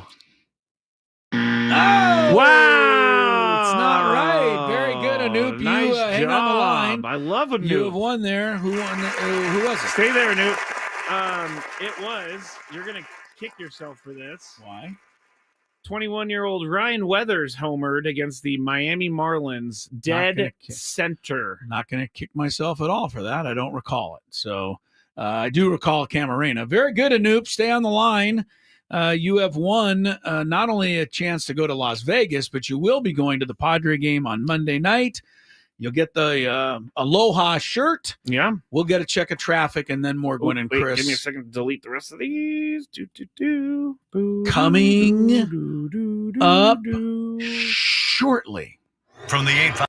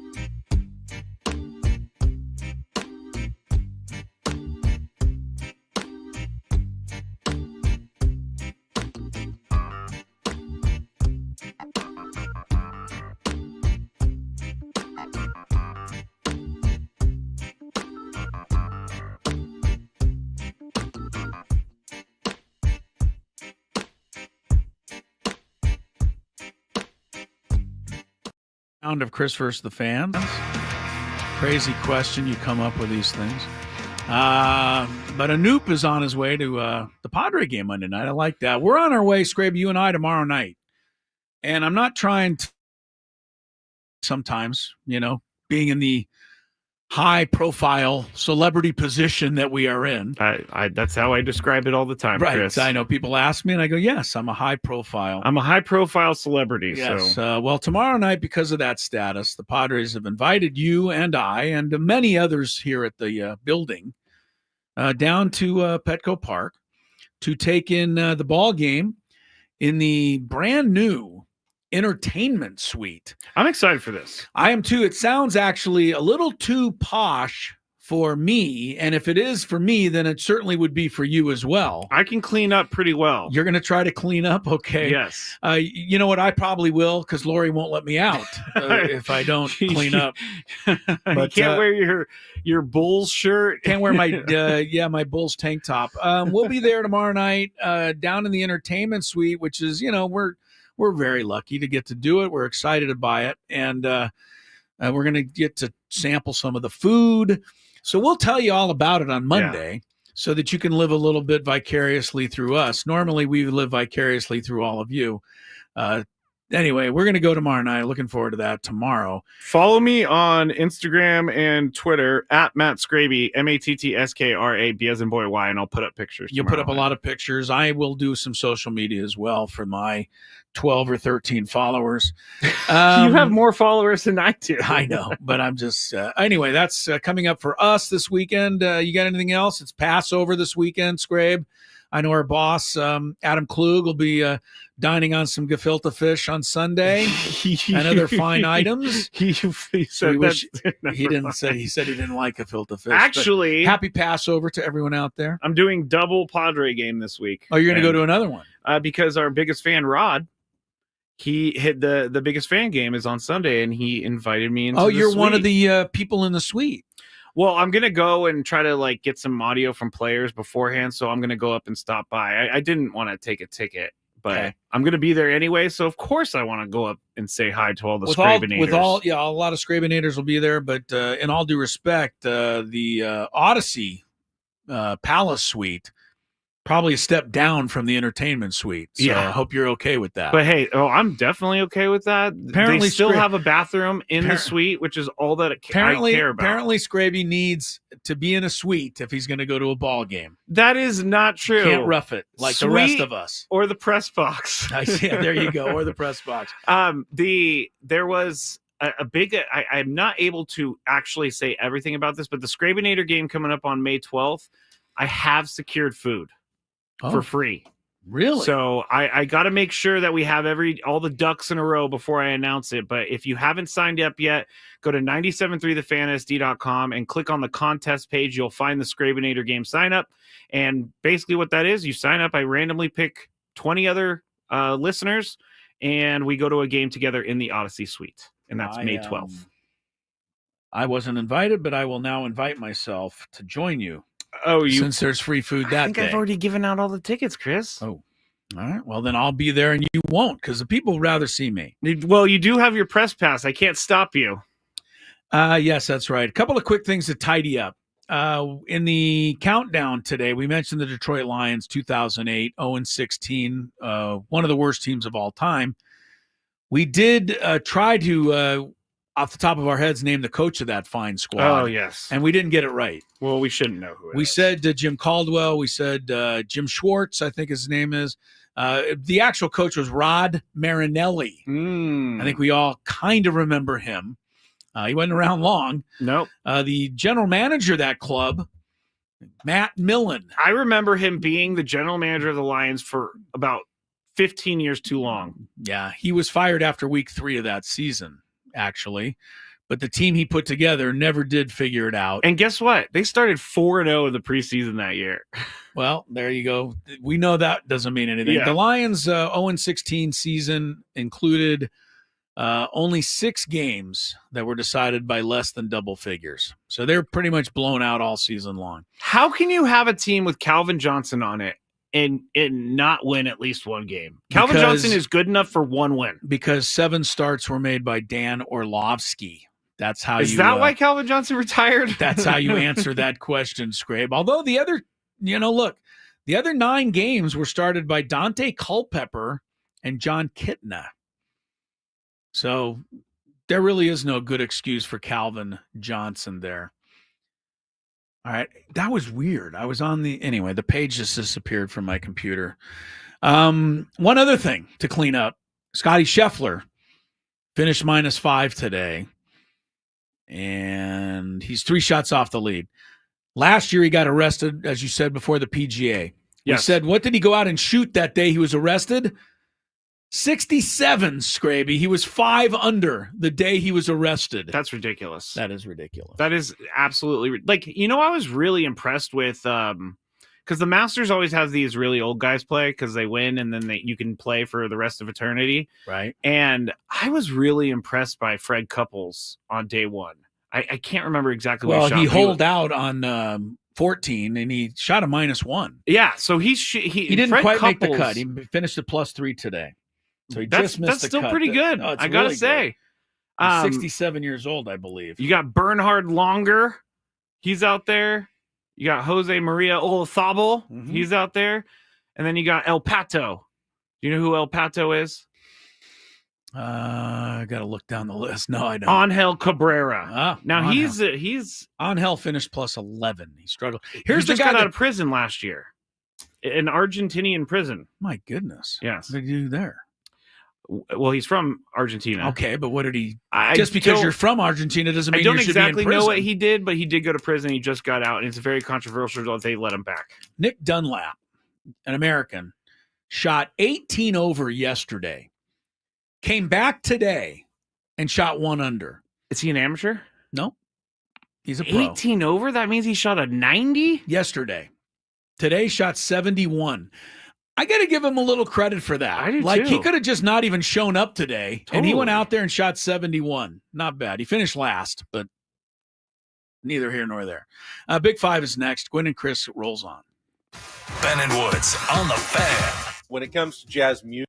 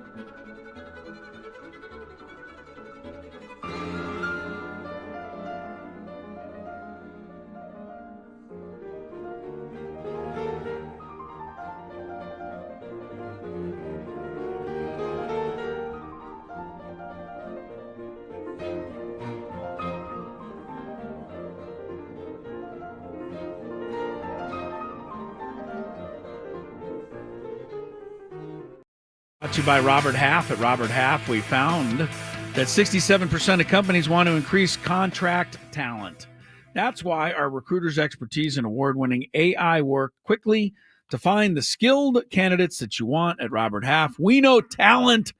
Visit roberthalf.com/talent today. Takes a lot of talent to put together a Big Five every day. Let's enjoy today's version after we check traffic. Traffic not in. Or not. And we will check traffic after said Big Five, but you got to give me a second now because I was waiting for traffic. And traffic didn't come in. And everybody gets the behind-the-scenes look at the intricacies that put this show together. Chris didn't hear me say, traffic's not ready. No, I did not. It's okay because I said it kind of low and you already had your headphones. I'm sorry, everyone. I'm getting it going. All right. You ready, Chris? Yeah. Okay, cool. I'm right here. Here we go. It's that time of the show when we check on the latest in sports. Only the most important topics and questions are brought to light. Stop what you're doing and listen. These news stories will astound and amaze you. The one, the only. Oh my God, who the hell cares? The Big Five starts now on 97.3 The Fan. All right. We got a lot going on in the Big Five today, and there was a scenario yesterday. We're going to jump right into it. There was a scenario yesterday that I wanted to present during the roundtable, but we didn't get a chance. Number 5. So I'm going to present it today. We talked about Schilt ball a lot on the roundtable and the station as a whole, and I'm trying to gauge how aggressive you think the Padres should be. Last year, I think Chris is going to remember this. I believe Tony will remember it too. Fernando hit a ball into the left center gap, and the left fielder was kind of lollygagging a bit towards the ball. And Fernando saw it, went for second. Ultimately, he was called out at second because the left fielder recovered in time. I'm not saying to do this all the time, but Chris, under this new aggressive base running style that the Padres are doing, would you be okay with Fernando trying to take second in a similar situation? Well, I don't know the situation. You didn't tell me what the situation was. I can't find it. I can't find the game. I clicked through like at least 40 or 50 games. So Can't find it. You're saying he got thrown out trying for second. If he did and they were down 6 runs, then it's a terrible play. It was like one of the to lead off the game type of things. Yeah, if you're leading off the game, you're trying to set the tone. I don't have a problem with it. It's not what you said last year. I'm pretty sure it is. I don't change my tune on aggressive base running. I think you are always aggressive when the situation calls for it. We've gone over this as many times as I can think of. If you think you can get to third with 1 out, that's a smart play. If you think you can lead off an inning with a double, that's a smart play. If you're trying to score from second on a 2-out hit, that's a smart play. Getting thrown out to lead off an inning when you're down by 6 is not a smart play. Aggressive base running isn't always about the actual base running itself. It's about taking advantage of it at the right situation at the right time. But I think you should be as aggressive as you can in situations that call for it. I will never, ever be upset unless a runner's thrown out by 15 feet and they just made a really dumb move. But if the other team needs to make a really good play to get you out, then that's a good aggressive base running play. And I think that's what the Padres should and will keep doing. Tony, what do you think about Fernando trying to take second? I think it's weird talking about something that happened last year because I think that it's not a new aggressive style. I think they've just gotten better at it after doing it all of last year. And so I guess I don't have if I'm answering that question as if it had happened this year, I don't have a problem with it. This is a part of who they are offensively. I think they have found their kind of sweet spot. They're going to still get thrown out from time to time, but most of the time that aggression is going to benefit them, I believe. Let me add one quick thing to this. The early season has shown us that the Padres are not relying on the home run, right? They're not sitting back waiting for a 3-run homer. They haven't even hit a 3-run homer yet. It's different to me if you are a team that relies on home runs. Then you don't want base runners thrown out because when those home runs come, you want people on base. But, until further notice, the Padres definitely have to keep pushing it. And, Manny's going to hit his home runs. Fernando's going to hit his home runs. I don't think the Padres are going to stay at the bottom half of home runs all season. But that's where they are right now. So they have to continue to push the envelope. All right. If a listener remembers what game it was last year, let me know because I've Googled every single term that I can think of to try to find this, and I cannot find it. So. All right. Number 4. Tennessee quarterback. Now, bear with me on his last name because I've been practicing this. Tennessee quarterback Nico Iwamaliava. Sounds good to me. Did not attend practice today, according to a program source familiar with the situation, raising questions about his future with the Tennessee Volunteers less than a week before the spring transfer portal window opens. Now, he's heading into his 3rd season at Tennessee, 2nd as the starter. And this was to be the last season of his original 4-year, $8 million deal, which was set to pay him $2.2 million this year. His NIL deal? Or Yes, he's in a contract dispute. Oh, okay. The market for starting quarterbacks has gone up, and former Georgia quarterback Carson Beck received a deal reportedly worth $4 million to transfer to Miami. And if Iwamaliava were to enter the transfer portal, he would only be immediately eligible to play at a school outside the SEC. There's lots of rules, and I don't want to go into it. The NCAA did tweak its transfer rules to allow undergraduates to transfer without penalty, although the SEC still has conference rules that's more restrictive, blah, blah, blah, blah, blah. Tony, do you have any issues with this Mr. Nico Iwamaliava sitting out for a contract dispute? No, I don't. I think ultimately, this is a part of the new wave. I would love for him to not do it, but at the same time, he might not be one of these dudes that's going to go to the NFL. And if that is the case, I mean, I didn't even know who this was until you just started bringing him up. So, listen, if he's not an NFL prospect, and I preference that not knowing, right? If he's not, I don't mind him trying to make as much as he possibly can before the lights turn out on his football career. He's getting paid a good amount of money right now. 2.2 mil. 2.2 mil. But yes, was it today's price? Yesterday's price is not today's price, is what he's basically telling you. And he just saw now if he's willing to transfer and go outside and follow all the guidelines that the SEC puts out there, I guess I don't have a problem with it, man. Coaches do it literally all the time. So contract dispute in college sports. Chris. Well, here a couple of things. One, Tony's right. And we see this in pro sports. As soon as somebody signs a contract and then a year goes by and people sign a higher contract, the first person says, well, wait a minute, I should be getting that. And we always wonder, you really ought to honor your contract. So there is that, I would say. But on the other side, I think this guy is a tremendous kid. And I'm telling you that he's not telling you the real reason that he wants to sit out a year. He wants to sit out a year to get his studies in order. He wants to start going? Right. He wants to start going to class again. He's going to get his PhD. Right. He wants to get all of his academics lined up so that next year, he'll be ahead of the game and then he can really focus on football.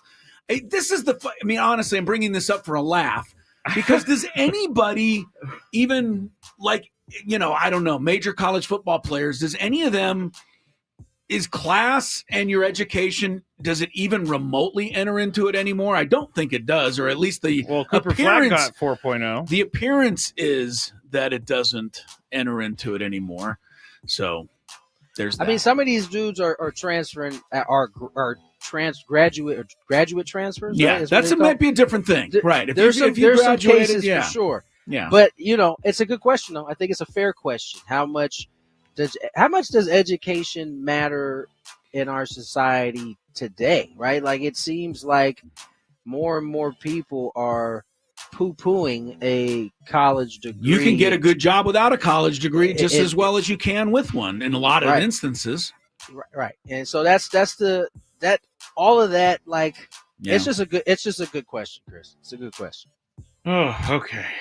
We know Scraby doesn't like this. So, I mean, do you want an opinion on this? I was going to say I don't want an opinion on it, but since you asked, Chris, we are creating some entitled people in this world where, Carson Beck, I'm on his level. I can get $4 million. Just take your $2.2 million and move on. God, it bothers me so much that because you could throw a football better than other people, you're able to do whatever the heck you want in college. You know how hard it is for some people to get accepted to some of these colleges? And these guys are just going all around willy-nilly like, I may go here this year. I just got an offer from Harvard because I'm so smart. Not. This really bothers me. Sorry, It's really, really, really bothers me. Actually, I'm not sorry I asked. It was worth it.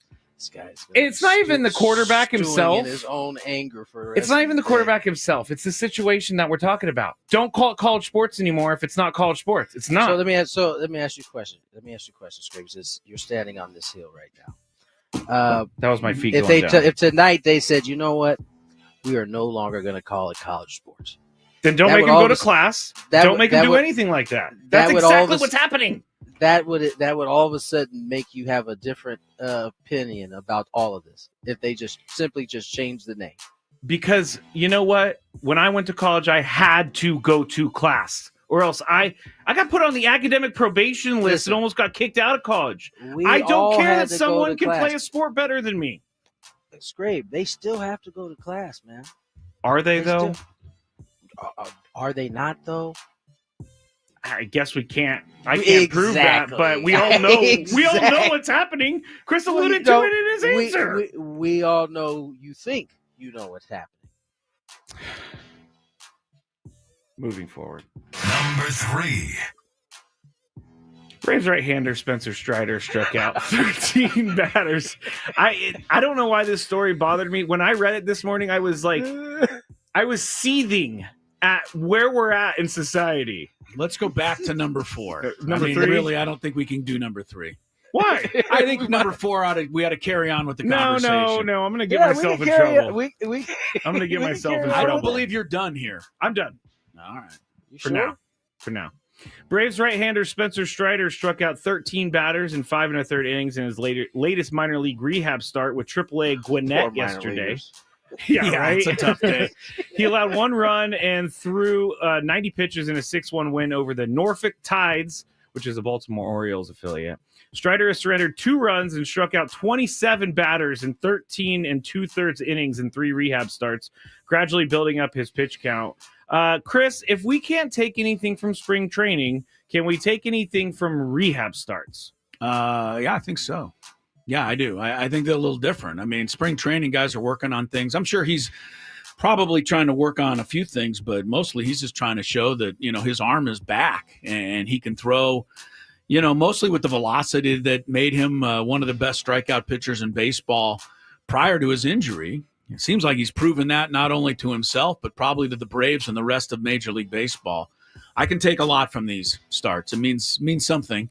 To go out there and wipe out these guys in the manner with which he's doing it.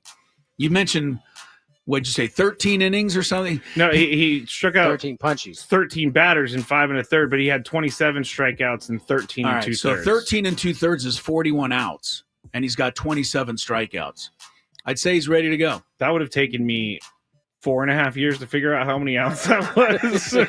I mean, he's basically striking everyone out. So I think the Braves, who could use a little help right now, ought to get him back as soon as they can. All right, Tony, if we can't take anything from spring training, can we take stuff from rehab starts?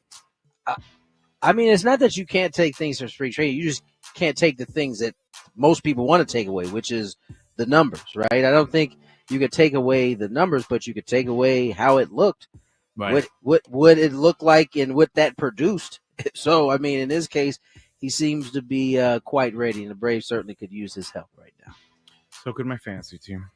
Number 2. Former Toreros quarterback Josh Johnson has had quite the journey in the NFL, one which will continue with an organization he's already been a part of. The veteran quarterback is signing with the Commanders. This is going to be his second stint with the team and his 18th season of professional football. Tony, what do you think about Josh Johnson's 18-year career? I think it's remarkable. I mean, Josh Johnson was not a high-round draft pick. And he plays a position that, there are only so many of those jobs out there. And he has consistently been one of those guys who's been able to hold it. And when they've asked him to come in and, at least hold his own, he's been able to do that. He's been a good backup. He's been a quality backup, I think. And so you don't get to do it 18 years unless you're doing something right, especially at the NFL level where they're constantly looking for the next best thing out there. And so I think it's pretty cool, man. It's a long time to play in the NFL, and he's gotten to do it from starting at a spot that, I can't say there's probably a lot of guys who've been able to do it. Chris, what do you think about Josh Johnson's career? Well, first of all, I like Josh Johnson a lot because 19 years ago, I called his games when he was the quarterback at USD. All right. And he threw 42 touchdown passes and 1 interception. And he ran circles around the Division II opponents that he was playing and led USD to, I think, a 1-loss season. And so I was excited for, could this guy play at the next level? Because you never know about a Division II quarterback. And he felt he could. And I think he's proven that, right? I mean, the fact that he hasn't been a Hall of Fame starter for 19 years, but he has been in the NFL for 19 years. Not too many guys can say it. So I think it's been an incredible career. To come from where he did, drafted where he was, he had no guarantees. And he still doesn't have any. And yet he's obviously doing enough to catch the eye of a team and, who want to keep him employed. He also has to learn a different offense every 10 months. Well, he already knows literally every offense in the league. But you know what I mean? Every time you go to a new team, that's a whole new playbook. So, yeah, let's give him his due. Unfortunately for you, and maybe for him to a lesser extent. For who? Me? For you. His highest profile moment was when he came in the championship game with the 49ers. But by that time, he didn't really have a shot. He was being fed to the wolves, basically. At that point in that game. So that was I when he came in, I was like, all right, I'm getting behind him. Let's go, Josh Johnson. Yeah. And the Eagles were just too good. It also tells me one last thing. I can't tell you how dominant this guy was, right, at USD, and the stats back it up. And for him to go to the NFL and he can't even start a game, that tells me how good those guys must be. Hey, it's like the reminder of the people who trash talk the bench players on the NBA, 14, 15. Those dudes would walk into an open court gym and would never miss a shot. Right. Ever. It would be a joke. It would be a joke. My dad used to play, he played college basketball, but when I was little, he used to play against Chris Mullin. And he always thought that he was a good basketball player until he played against Chris Mullin. And then he's like, oh, okay. He also played against Isaiah Thomas in college. And he goes, that was another moment I realized that guy is way better than me. There's some levels out there. Yeah, for sure. Number 1. Apparently, the A's stadium is on its way to having shovels in the ground by June of this year, according to the A's. There is still some opposition to it, but the city council did what they needed to do to push it forward, and the opposition group attempted to place a question on the ballot last November to repeal the financing plan, but the Nevada Supreme Court blocked it. And they indicated, this opposition group, that they may try it again in 2026. And he asked a pretty good question, I think. Quote, why is it easier to pass a bill for a stadium than it is to pass a plan to fully fund our schools? End quote. The group also stated that this has already cost taxpayers $36 million, and they haven't done one thing to the grounds yet.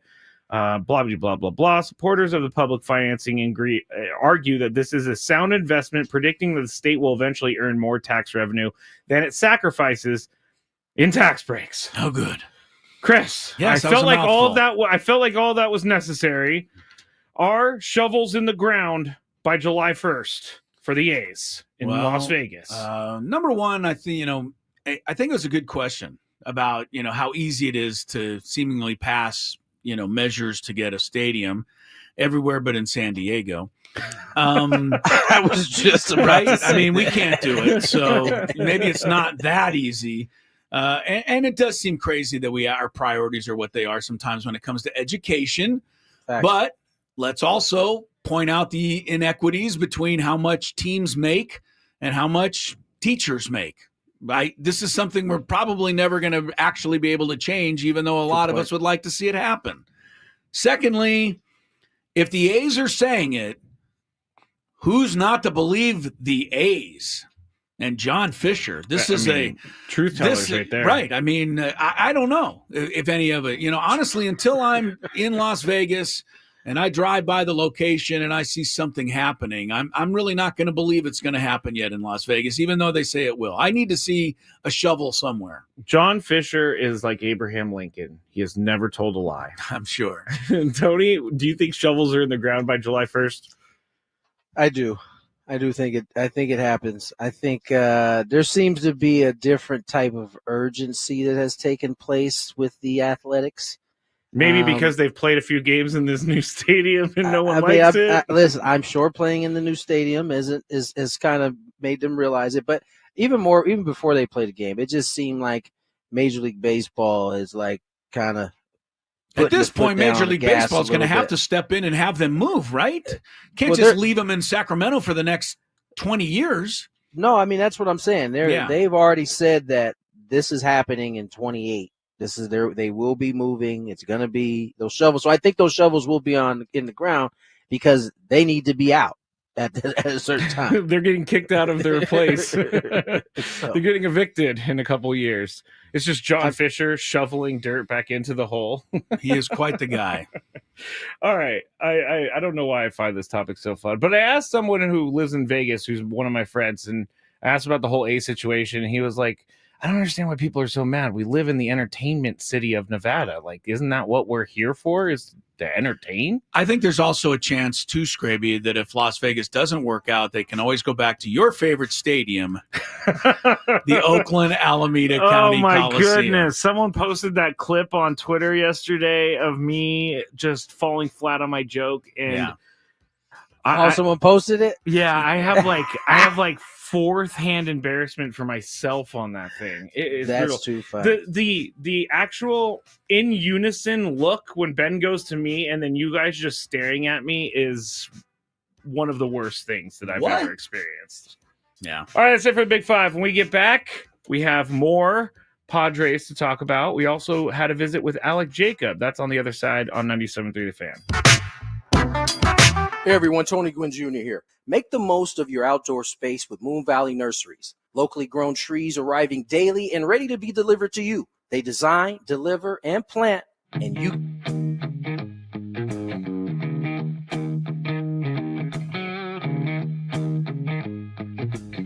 There's a Roadrunner. Meet me. He doesn't like me. I guess I wouldn't like me either if I was chasing me. As you can see, I'm all Aztec out here at the Aztec Baseball Tournament. It's the SDSU Baseball Alumni Tournament. Right now, we are 1 under in the scramble. And Chris is playing well, Tony's playing well. But our ringer, Jack Townsend, is playing really well. So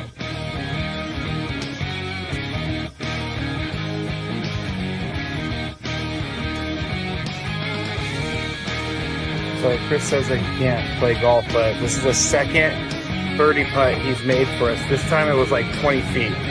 Thank you very much, Scrape. But once again, you're hitting some very nice shots as well. I'm not usually complimentary to you, but I can't help but be complimentary.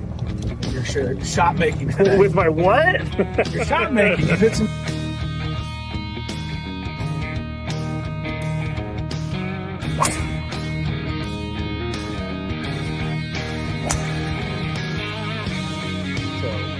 We are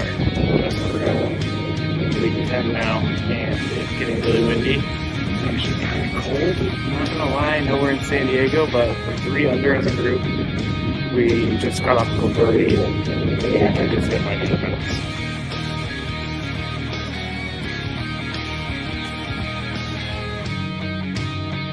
There's a squirrel. He wants to attack me. Squirrely! We just got our second birdie of the day thanks to this guy. Yeah, a 4-footer after. It was a 5-footer. After our pro drove it 300 to the front of the green and then chipped it within 5 feet. Uh-oh. Gravy, don't feed the animals. Don't feed the animals. I do feed animals, but Chris made a birdie putt. Leaving the golf course. And we ended up shooting 63 once everything was accounted for, since it was a scramble, and we had an SDSU golf player, Jack Townsend. He was with us, and he did a lot for us. I think we shot 63 because of him. But we all had a good time.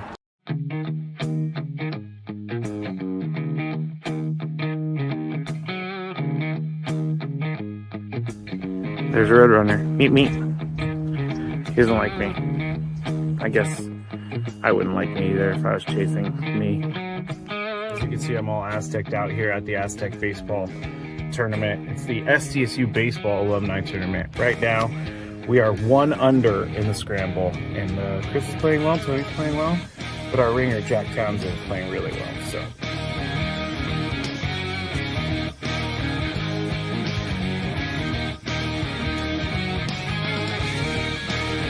So Chris says that he can't play golf, but this is the second birdie putt he's made for us. This time it was like 20 feet.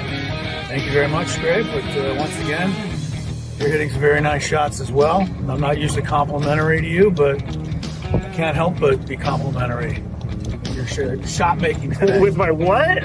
Your shot making. You hit some.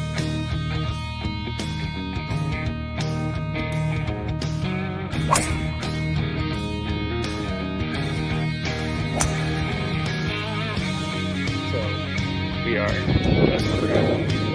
league 10 now, and it's getting really windy. It's actually kind of cold. I'm not gonna lie, I know we're in San Diego, but we're 3 under as a group. We just got off the birdie, and I just hit my defense.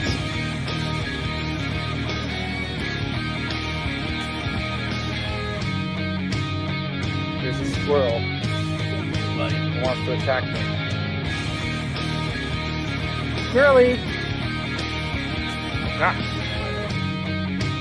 We just got our second birdie of the day thanks to this guy. Yeah, a 4-footer after. It was a 5-footer. After our pro drove it 300 to the front of the green and then chipped it within 5 feet. Uh-oh. Gravy, don't feed the animals. Don't feed the animals. I do feed animals, but Chris made a birdie putt. Leaving the golf course. And we ended up shooting 63 once everything was accounted for, since it was a scramble, and we had an SDSU golf player, Jack Townsend. He was with us, and he did a lot for us. I think we shot 63 because of him. But we all had a good time.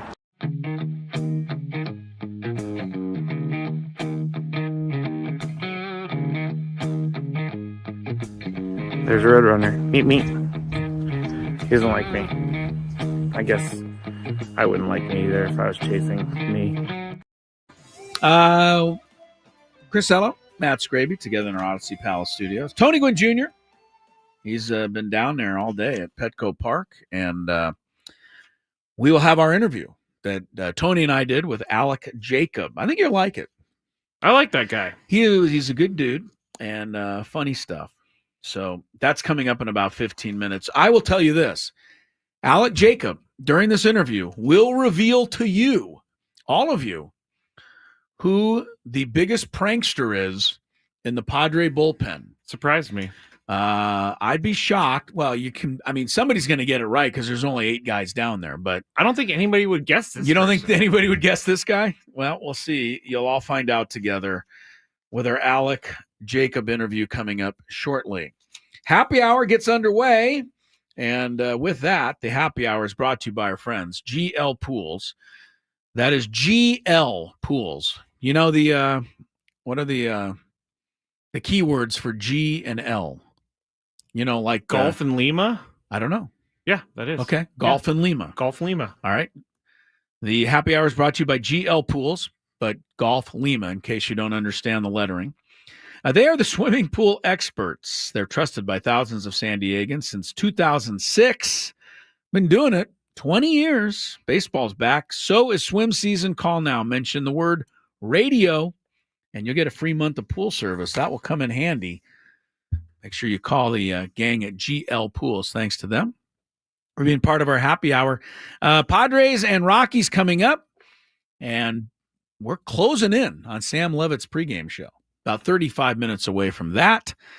Then Padre baseball, German Marquez, who, like every other Rocky, has seemingly been really successful against the Padres. He's 10-3 in his career against the Friars. He will face Nick Pivetta, who makes his 3rd start for the Padres, 2nd at home. Hopefully it's somewhere close to what the first one at home was. Are we just going to chalk up those starts to cold weather? The one in Chicago? Yeah. Well, let's see. Or both of them. I'm talking about Kyle Hart and Nick Pivetta. Yes, neither of them did all that well. Well, I don't know. I mean, let's see how they do tonight and tomorrow. Get back to me. Well, if Nick Pivetta goes out and walks the yard tonight, then I can't chalk that all up to weather, can I? No, you can't. But I did. Tony and Jesse said it a million times on the broadcast, but the team just looked different in Sacramento than they did in Chicago. Yeah. And speaking of teams looking different, the Rockies always look different against the Padres. We brought it up, gave you some of the numbers to support this. The Rockies have a .462 all-time winning percentage in their history. But against the Padres, 5-2-1. That's right. Yeah. Last year, Rockies 8-5 against the Padres. They were combined 10-29 against the rest of the NL West. That's really annoying. That's the annoying part. Not only do they do against the Padres, they don't do well against the teams the Padres need them to do well with. Yeah. Crazy. I don't understand it. We'll find out tonight how it goes. For the Padres, Fernando Tatis is back and in the starting lineup. Jake Cronenworth, not so lucky. Jake was on the 10-day IL, displaced rib fracture. Sounds painful. Definitely Probably it is. Painful. Yeah, that's why he's not playing. Jake's on the 10-day IL. Tyler Wade called up to take his place. Jose Iglesias will take his place in the lineup tonight at second base. Do you want to hear from Mike Schill about all those injuries? I do. And does he not update Darvish as well here? He does. This all is right, a one-stop shop clip. All right, good. Listen up to Mr. Schilt, all of you. We heard from Fernando earlier. He said that he's feeling good, and we see he's not placed on the IL. Can we expect him in the lineup today? You can, yeah. He thankfully feels good. Had a productive off day in Sacramento. Had a productive off day yesterday. Came in today and was able to work with our medical staff, and everybody feels confident that he's in a position where he can go play baseball. And then unfortunate news with Jake going on the IL. Is there any sort of timeline that we can expect? I know it is early. Yeah. How about Jake Cronenworth, man? What a tough dude. Trivia question: how many guys have hit a homer with a fractured rib? Jake Cronenworth. So yeah, it was unfortunate. Shows how tough our guys are, how tough Croney is. As far as timelines go, it's unfair to put one on it. Medical will take the lead on it, but Jake will have a say in it as well.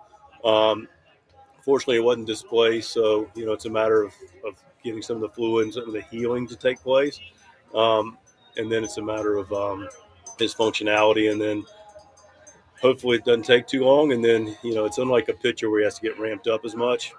We can get some at bats and get him back on the field. And then with Jackson Merrill, is there anything you can share with us on how he's feeling? Making strides. It's with hamstrings, we're going to take it slow. Still they can still produce some things there. That he's still in the recovery process, which means rest. So it's not day to day, but he is healing. Every day, it's a little better. In regards to Yu Darvish, how is his progression going? Yeah, Yu's in a good spot. He stayed back, played a really good catch, a more aggressive catch from my understanding. So he continues to lengthen out his long toss and is recovering well. So those are all positive things. Has he pitched off of the mound? No, not yet. All right, there's Mike Schilt with the injury update. Unfortunately, it's a lengthy report because we got a lot of guys. Back to what he said about Jake. Yeah, guy cracked his rib last weekend in Chicago, played 3 more games, or 2.5, and I hadn't mentioned that, but yeah, hit a home run to help you win one of the games. 2-run shot, right? A 2-run shot with a cracked rib. And anybody, we've talked about this before, but anybody who's had any kind of, even a bruised rib, forget it. You're in extreme pain. Thankfully, I've never broken a rib. I can take care of that for you here after the show. If you'd like, I know just how to do it. I know the chat is all like, how do you misdiagnose a fractured rib? I don't know. I'm not a doctor, but I'm sure it happens. Yeah, I can't stick up for all the medical people who probably took an x-ray of that rib and didn't notice it the first time. Yeah, we don't even know what they saw. Yeah, I don't know. I'm not a doctor. And there's a doctor out there right now who's going, oh, shut up, Chris. You don't know anything. I agree. That was me. That was you. Yes. And Fernando's back in and Jake's out. And so, and you know what I mentioned? I think Jackson Merrill will be in the lineup next Friday night in Houston. It makes me a little bit nervous now when I hear the phrase making strides. I know, but that's all he can say, and that's all he's going to say. No, I get it. It doesn't mean anything. You just have to kind of make your own prediction. I think Jackson Merrill will be fine. I don't think Jake Cronenworth will be ready next weekend when he's eligible to come off the IL, because I think the rib injury and this is going to take longer than just 10 days. I really do. Just experience tells me that even if somehow between now and next Saturday it firms up and heals, that the pain around that area is just going to be extreme. Think about it. He Jake can't even Cronenworth. sleep on his back probably. Let's hear from Jake. Why don't we? Yes. Talking about the injury prior to tonight's game and get a little of the inside information from Croney himself. How are you feeling? Physically or? Yeah, or both. Oh, I mean, it's frustrating, but it happens. When did you find out about the fracture? Yesterday afternoon. X-ray? MRI. Mm-hmm. Did you have a feeling that might be the case coming back? I don't know. I mean, it didn't feel great Sunday when it happened, even Monday, and then I think kind of just water over the boat on Tuesday, and kind of just tip of the iceberg. When the core, obviously, for a baseball player is so hard. Typically, an injury will start to get a little bit better. When did you realize that this might be something more serious I have to truly deal with? Well, it's not muscular. It's only ribs. So, no, I mean, I thought I could play through it and thought it was just a bruise and happened to be something else. People talk about toughness, but to go out there and play with a cracked rib and trying as much as you did, is that old hockey player mentality? It's just kind of always who I've been. I've been hit a lot, and some are worse than others, but you always try to find a way to get through it. And this one just unfortunately took the wrong way. What do you understand about your timeline?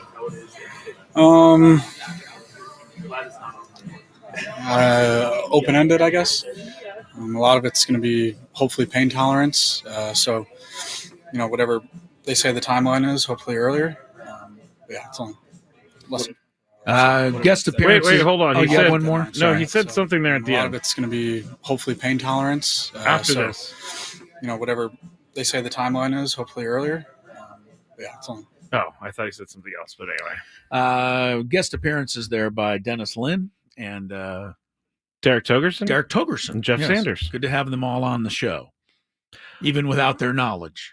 Yeah. Thank you guys for asking all of those questions. I don't like how he responded to the how long are you going to be out, and he looked in the air for like 7 seconds. I told you that it's going to be a time, man. I know. And he said it's going to be pain tolerance, and that's probably a lot of it, but that pain is hard to tolerate.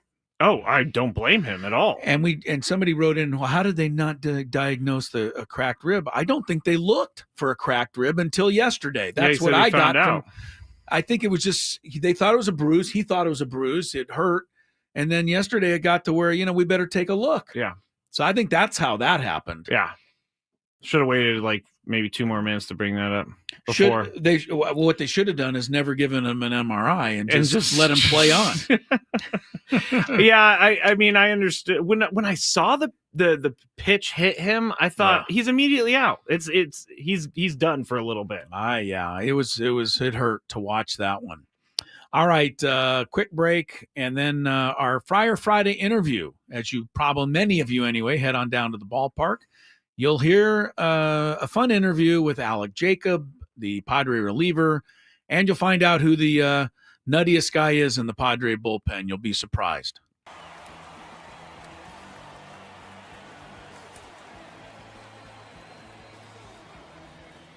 And now, the challenger, representing the San Diego Padres, number 20, Kyle Higashioka.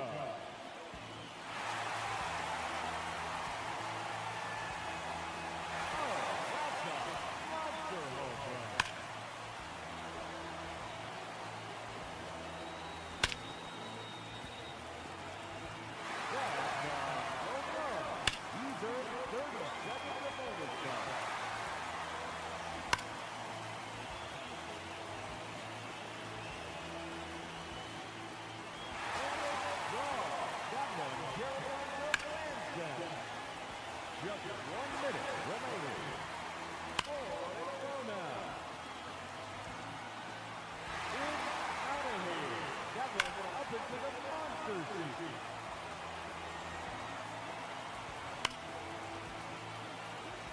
Another home run. And that ends the round. He ends the round with 7 home runs. And he has earned the trip to the semifinal matchup.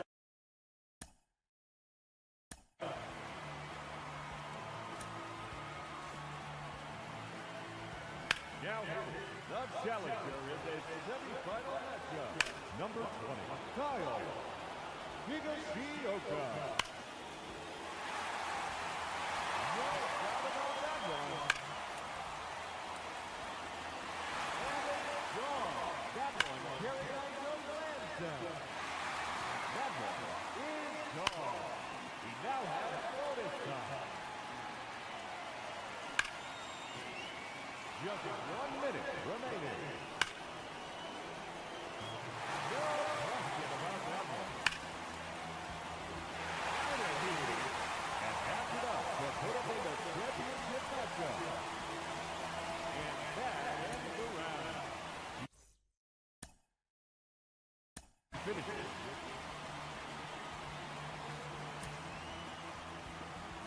Let's see what he can do. And now, the challenger in this championship round, Kyle Higashioka.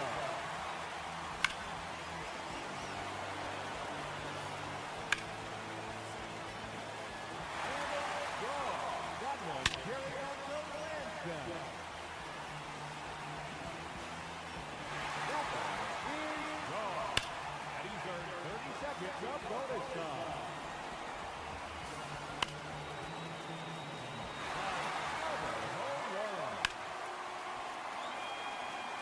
Just 1 minute remaining. That draw off the right pole. There's a home run.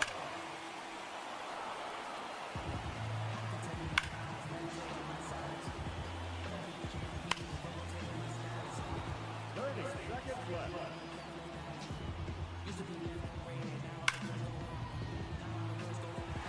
Another home run.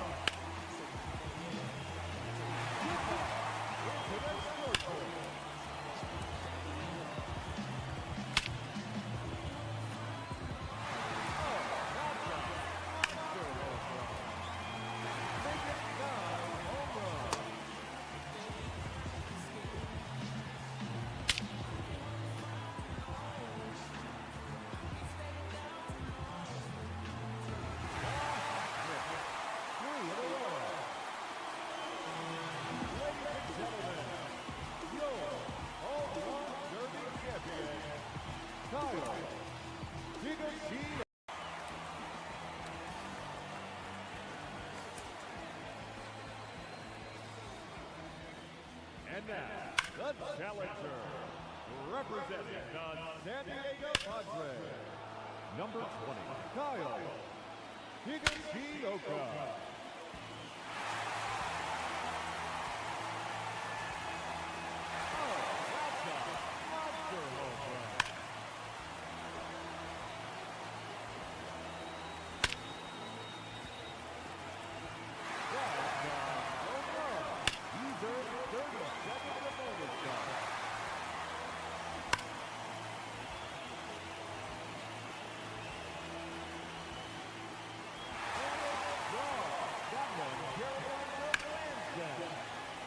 Just 1 minute remaining.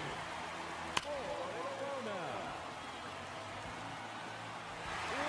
out of here. That one up into the monster seat.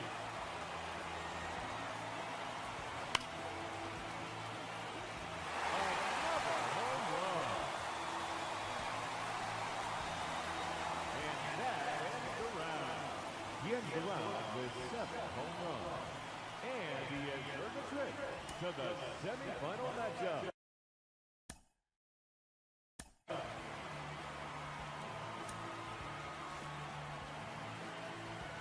Now the challenger in this semifinal matchup, number 20, Kyle Higashioka. No doubt about that one. That one carried on to Lansdowne.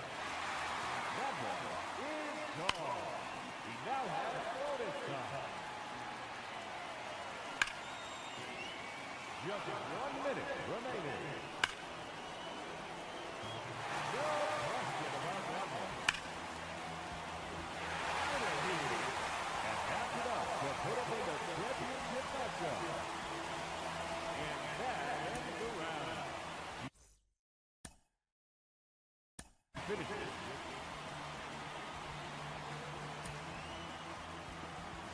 Let's see what he can do.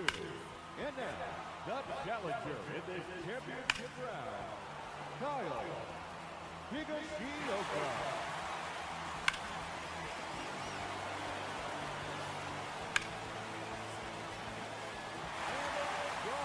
That one carried out to Lansdowne. That one is gone. And he's earned 30 seconds of bonus time.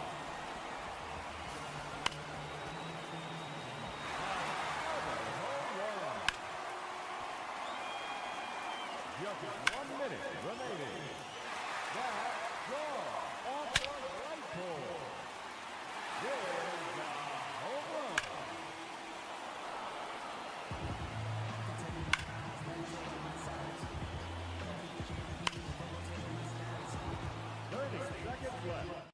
run. On the program, and before we get to Sam Levitt's Padre pregame show, Tony Gwynn Jr. and I, Chris Ello, interviewed Alek Jacob for our Friar Friday interview. Just who is the craziest guy in the Padre bullpen? Well, you'll have to wait, but you'll hear it during this visit. On the line, joining us on our Friar Friday, Alek Jacob, Padre reliever. Alek, how was your off day yesterday? It was great. How was your guys' off day? It was good. We didn't have an off day, I didn't really have an off day. had to do the radio show, but after going through a couple of different climates, you make it back here to San Diego. You guys get to start a homestand. You guys are your bullpen in particular is off to a fantastic start. For you, year 2, really getting an opportunity to be here at the big league side of things. How are things different for you this year than maybe last year when you came up for the brief stint? Yeah, this year I definitely feel like I have a bigger role in the bullpen. Last year I was kind of just throwing whenever they needed, and this year I'm obviously being used a lot more. So that's an adjustment for me for sure. That's obviously great. I love being able to impact the team and being able to impact the game. So it's kind of trying to figure out the routine of I got to be ready every day and keeping my body in the right place. That's kind of what I'm dealing with. Alek, obviously for you, personally, it matters a lot what you do every time you're out there. But you're also part of a bigger piece, and that is the whole bullpen. How much of a team within a team are the guys in the bullpen, especially on this squad? It's great, like we're kind of isolated out there, right? Like you're almost like you said, like a little team within the team. But I think we're always just trying to pick each other up, like for me, it's like, how can I make sure these other guys, how can I cover some innings, make sure these other guys are feeling good, and like vice versa. That's what, we're always trying to pick each other up. Guys, a bad day, how can we pick them up? How can we get them ready for the next one? And I think if we just, go about it like that, I think we're going to have a very successful year. I think at times the bullpens can get selfish, and I think we don't have one of those. And so I think that's really big for us. Alek Jacob joins us here, Padre reliever, off to a great start this season. And Alek, we've heard Michael King talk about that starting rotation group kind of having a friendly kind of competition within the group there. Does that apply to the bullpen? Because you guys are kind of doing different things out there. Does that kind of competition apply to the bullpen as well, or is it you guys look at it a little bit differently? A little bit.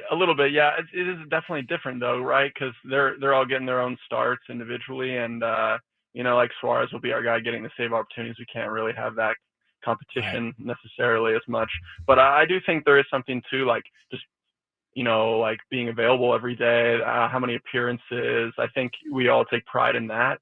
I think that's a big thing, just because throughout the whole season you see like how big of a workload someone can take on. I mean, that makes you really valuable. So I think there's definitely some competition, I guess, within each other there. But yeah, maybe a little different than the starters. Yeah. I'm a little surprised to hear that you guys don't secretly root for Suarez to give up a run so that somebody else can get a save opportunity. That doesn't happen. Never. No way. You mean when I was in college and I was secretly rooting against that guy to give up a couple runs so I could start the next game, I was not a good teammate? Wow, that's interesting. I'm just kidding, obviously. Alek Jacob is with us.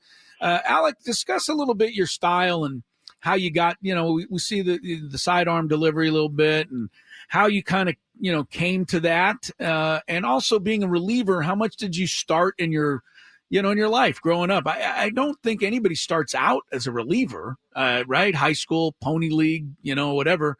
How did you get to where you are, and how comfortable are you here now that you're in this spot? Yeah, so I was a starter pretty much my whole career. Even in college, I started 3 out of the 4 seasons that I was there. I kind of just got thrown into a relief role my sophomore year. But other than that, I was a starter the whole way. So kind of honestly, pro ball was where it all started for me for the most part, with relieving. And so that was kind of a interesting change of pace, really, because throwing once a week compared to sometimes 4 times a week now, that's quite a bit different. But yeah, I really like it. I think it's something that I feel like I can impact a game every day. And when I was starting, I didn't have that, and I feel like there would be days where it'd be sometimes hard for me to like stay focused on things, because I know that there's no way that I can do anything to help the team that day. And so that's definitely something that I really enjoy about relieving more. And then as far as like throwing sidearm and stuff, I quickly realized that my velocity was not going to be something that was going to get me to the big leagues. So I had to try and be creative with it. So yeah, I messed around with a bunch of different things, dropped down. I had some other, coaches and stuff push me to stay and drop down and like keep working on it. And it's been great ever since. I've obviously been able to find myself here and have some success, and ready to just continue with it. Yeah, you certainly have found a way to be creative and get big leaguers out. You're off to, as I said, a good start. Alek Jacob joins us here, and Alek, oftentimes I think folks on the outside they hear about the bullpen load and how much you guys are having to get out there and throwing on a given year. What are some of the things you guys do to combat the workload? Like, how is it you guys are? It's inevitable, right? You guys are going to get out there. You're going to have times where you just you've had to come out there a few times consecutively. What are kind of some of the things you guys do to combat, feeling terrible while you're out there? For sure, there's a lot of things, right? Like you got to save your bullets. I think is a big thing. Like if you throw the day before, the next day you got to be smart with how much you're doing in catch play and how much you're doing pregame. You don't want to do too much and then not have anything when you get out there.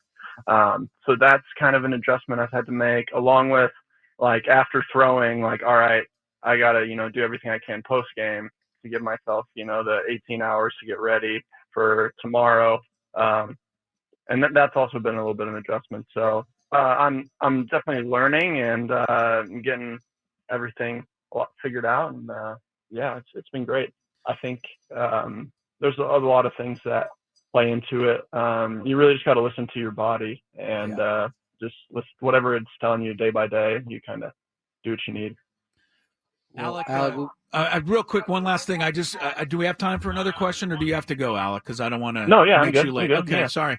I'm just curious in the bullpen, who's the biggest character out there? I don't mean to put you on the spot, but who's the guy? Yeah, who's the guy most likely to loosen things up during the course of a day or a season or a road trip or something? Wandy Peralta. I wasn't expecting that, but I don't always know what he's saying, but but I tell you what, he's got those guys laughing so hard down there. Sometimes I'm so curious, and I know he's just a character. No doubt, Alec. Hey, man, we appreciate your time, man, coming on and hanging with us. Good luck tonight, and we'll talk again down the line. Thanks, Alec. Absolutely. Thank you guys for having me. All right, so who had Wandy Peralta in the pool? Not me. Yeah, Wandy. Who knew? Crazy guy. 2-0 Wandy Peralta. Yeah, he's not leading the majors anymore, unfortunately. Justin Steele of the Cubs has 3, although he just went on the injured list. I was just about to say, I thought I read that. Anthony Banda of the Dodgers has 3. Banda out of the bullpen. He has 3. Wandy's got 2, so does Jason Adam. So the Padre bullpen, unbelievable. Ridiculous. Yeah. 4-0. 1 point something ERA. Someone texted me during the Big Five. Okay. And I need to bring it up before we go. We missed maybe the biggest news of the day. Uh-oh. Dylan Cease shaved his beard. Well, we opened the show with that. But we didn't do it during our update.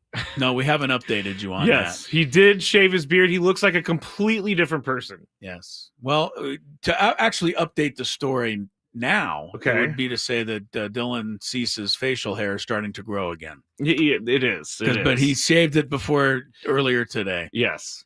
I really do want to see if that helps him pitch better. I'll tell you one thing. If he starts going lights out the way he can, you'll never see that beard again. That is very true. All right, real quick, last update on the Masters. They have wrapped up play for today. Round 2, Justin Rose -8. Shot 71 today. Bryson DeChambeau -7. Rory McIlroy, after being even, -6 now. Shot the best round of the day, 66. Corey Connors, Canadian guy, always plays well at the Masters. Then you don't hear of him again. I guess that's a great place to play well.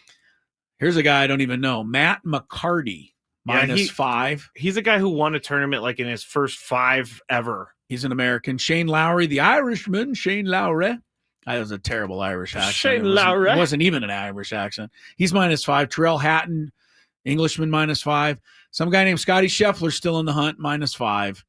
And on down the road they go with the weekend coming up at Augusta. Scrape, give me a winner. Out of all those guys, are you going to say your guy Victor Hovland, who's -4, rallies and wins it? No, I think I think Rory wants to shut everyone up about the 2010 Master, or was it 2010 collapse, where he was leading by a bunch and he ended up getting. And he also is trying to wrap up the career Grand Slam. He just wants everybody to be quiet about that, because every year he has to answer those questions. And here's what I continue not to like about Rory McIlroy, and he'll never change. But after he blew up at the end of the round yesterday with 2 double bogeys down the stretch and ended up with a 72. He refused to talk to reporters and went home. No, that's just not right. Hold on. He's Rory McIlroy. We want to hear from him. I know we have 40 seconds, but there's a massive thing brewing between players and media. Colin Morikawa actually started this whole thing because Colin Morikawa said he didn't owe the media anything. And so Rory is standing up for Colin Morikawa. I'm sure he's not. Stay tuned for Sam's pregame show. Padres, Rockies, a weekend of baseball at Petco. We'll catch up with you Monday at 2 on 97.3 The Fan. Adios. Bye.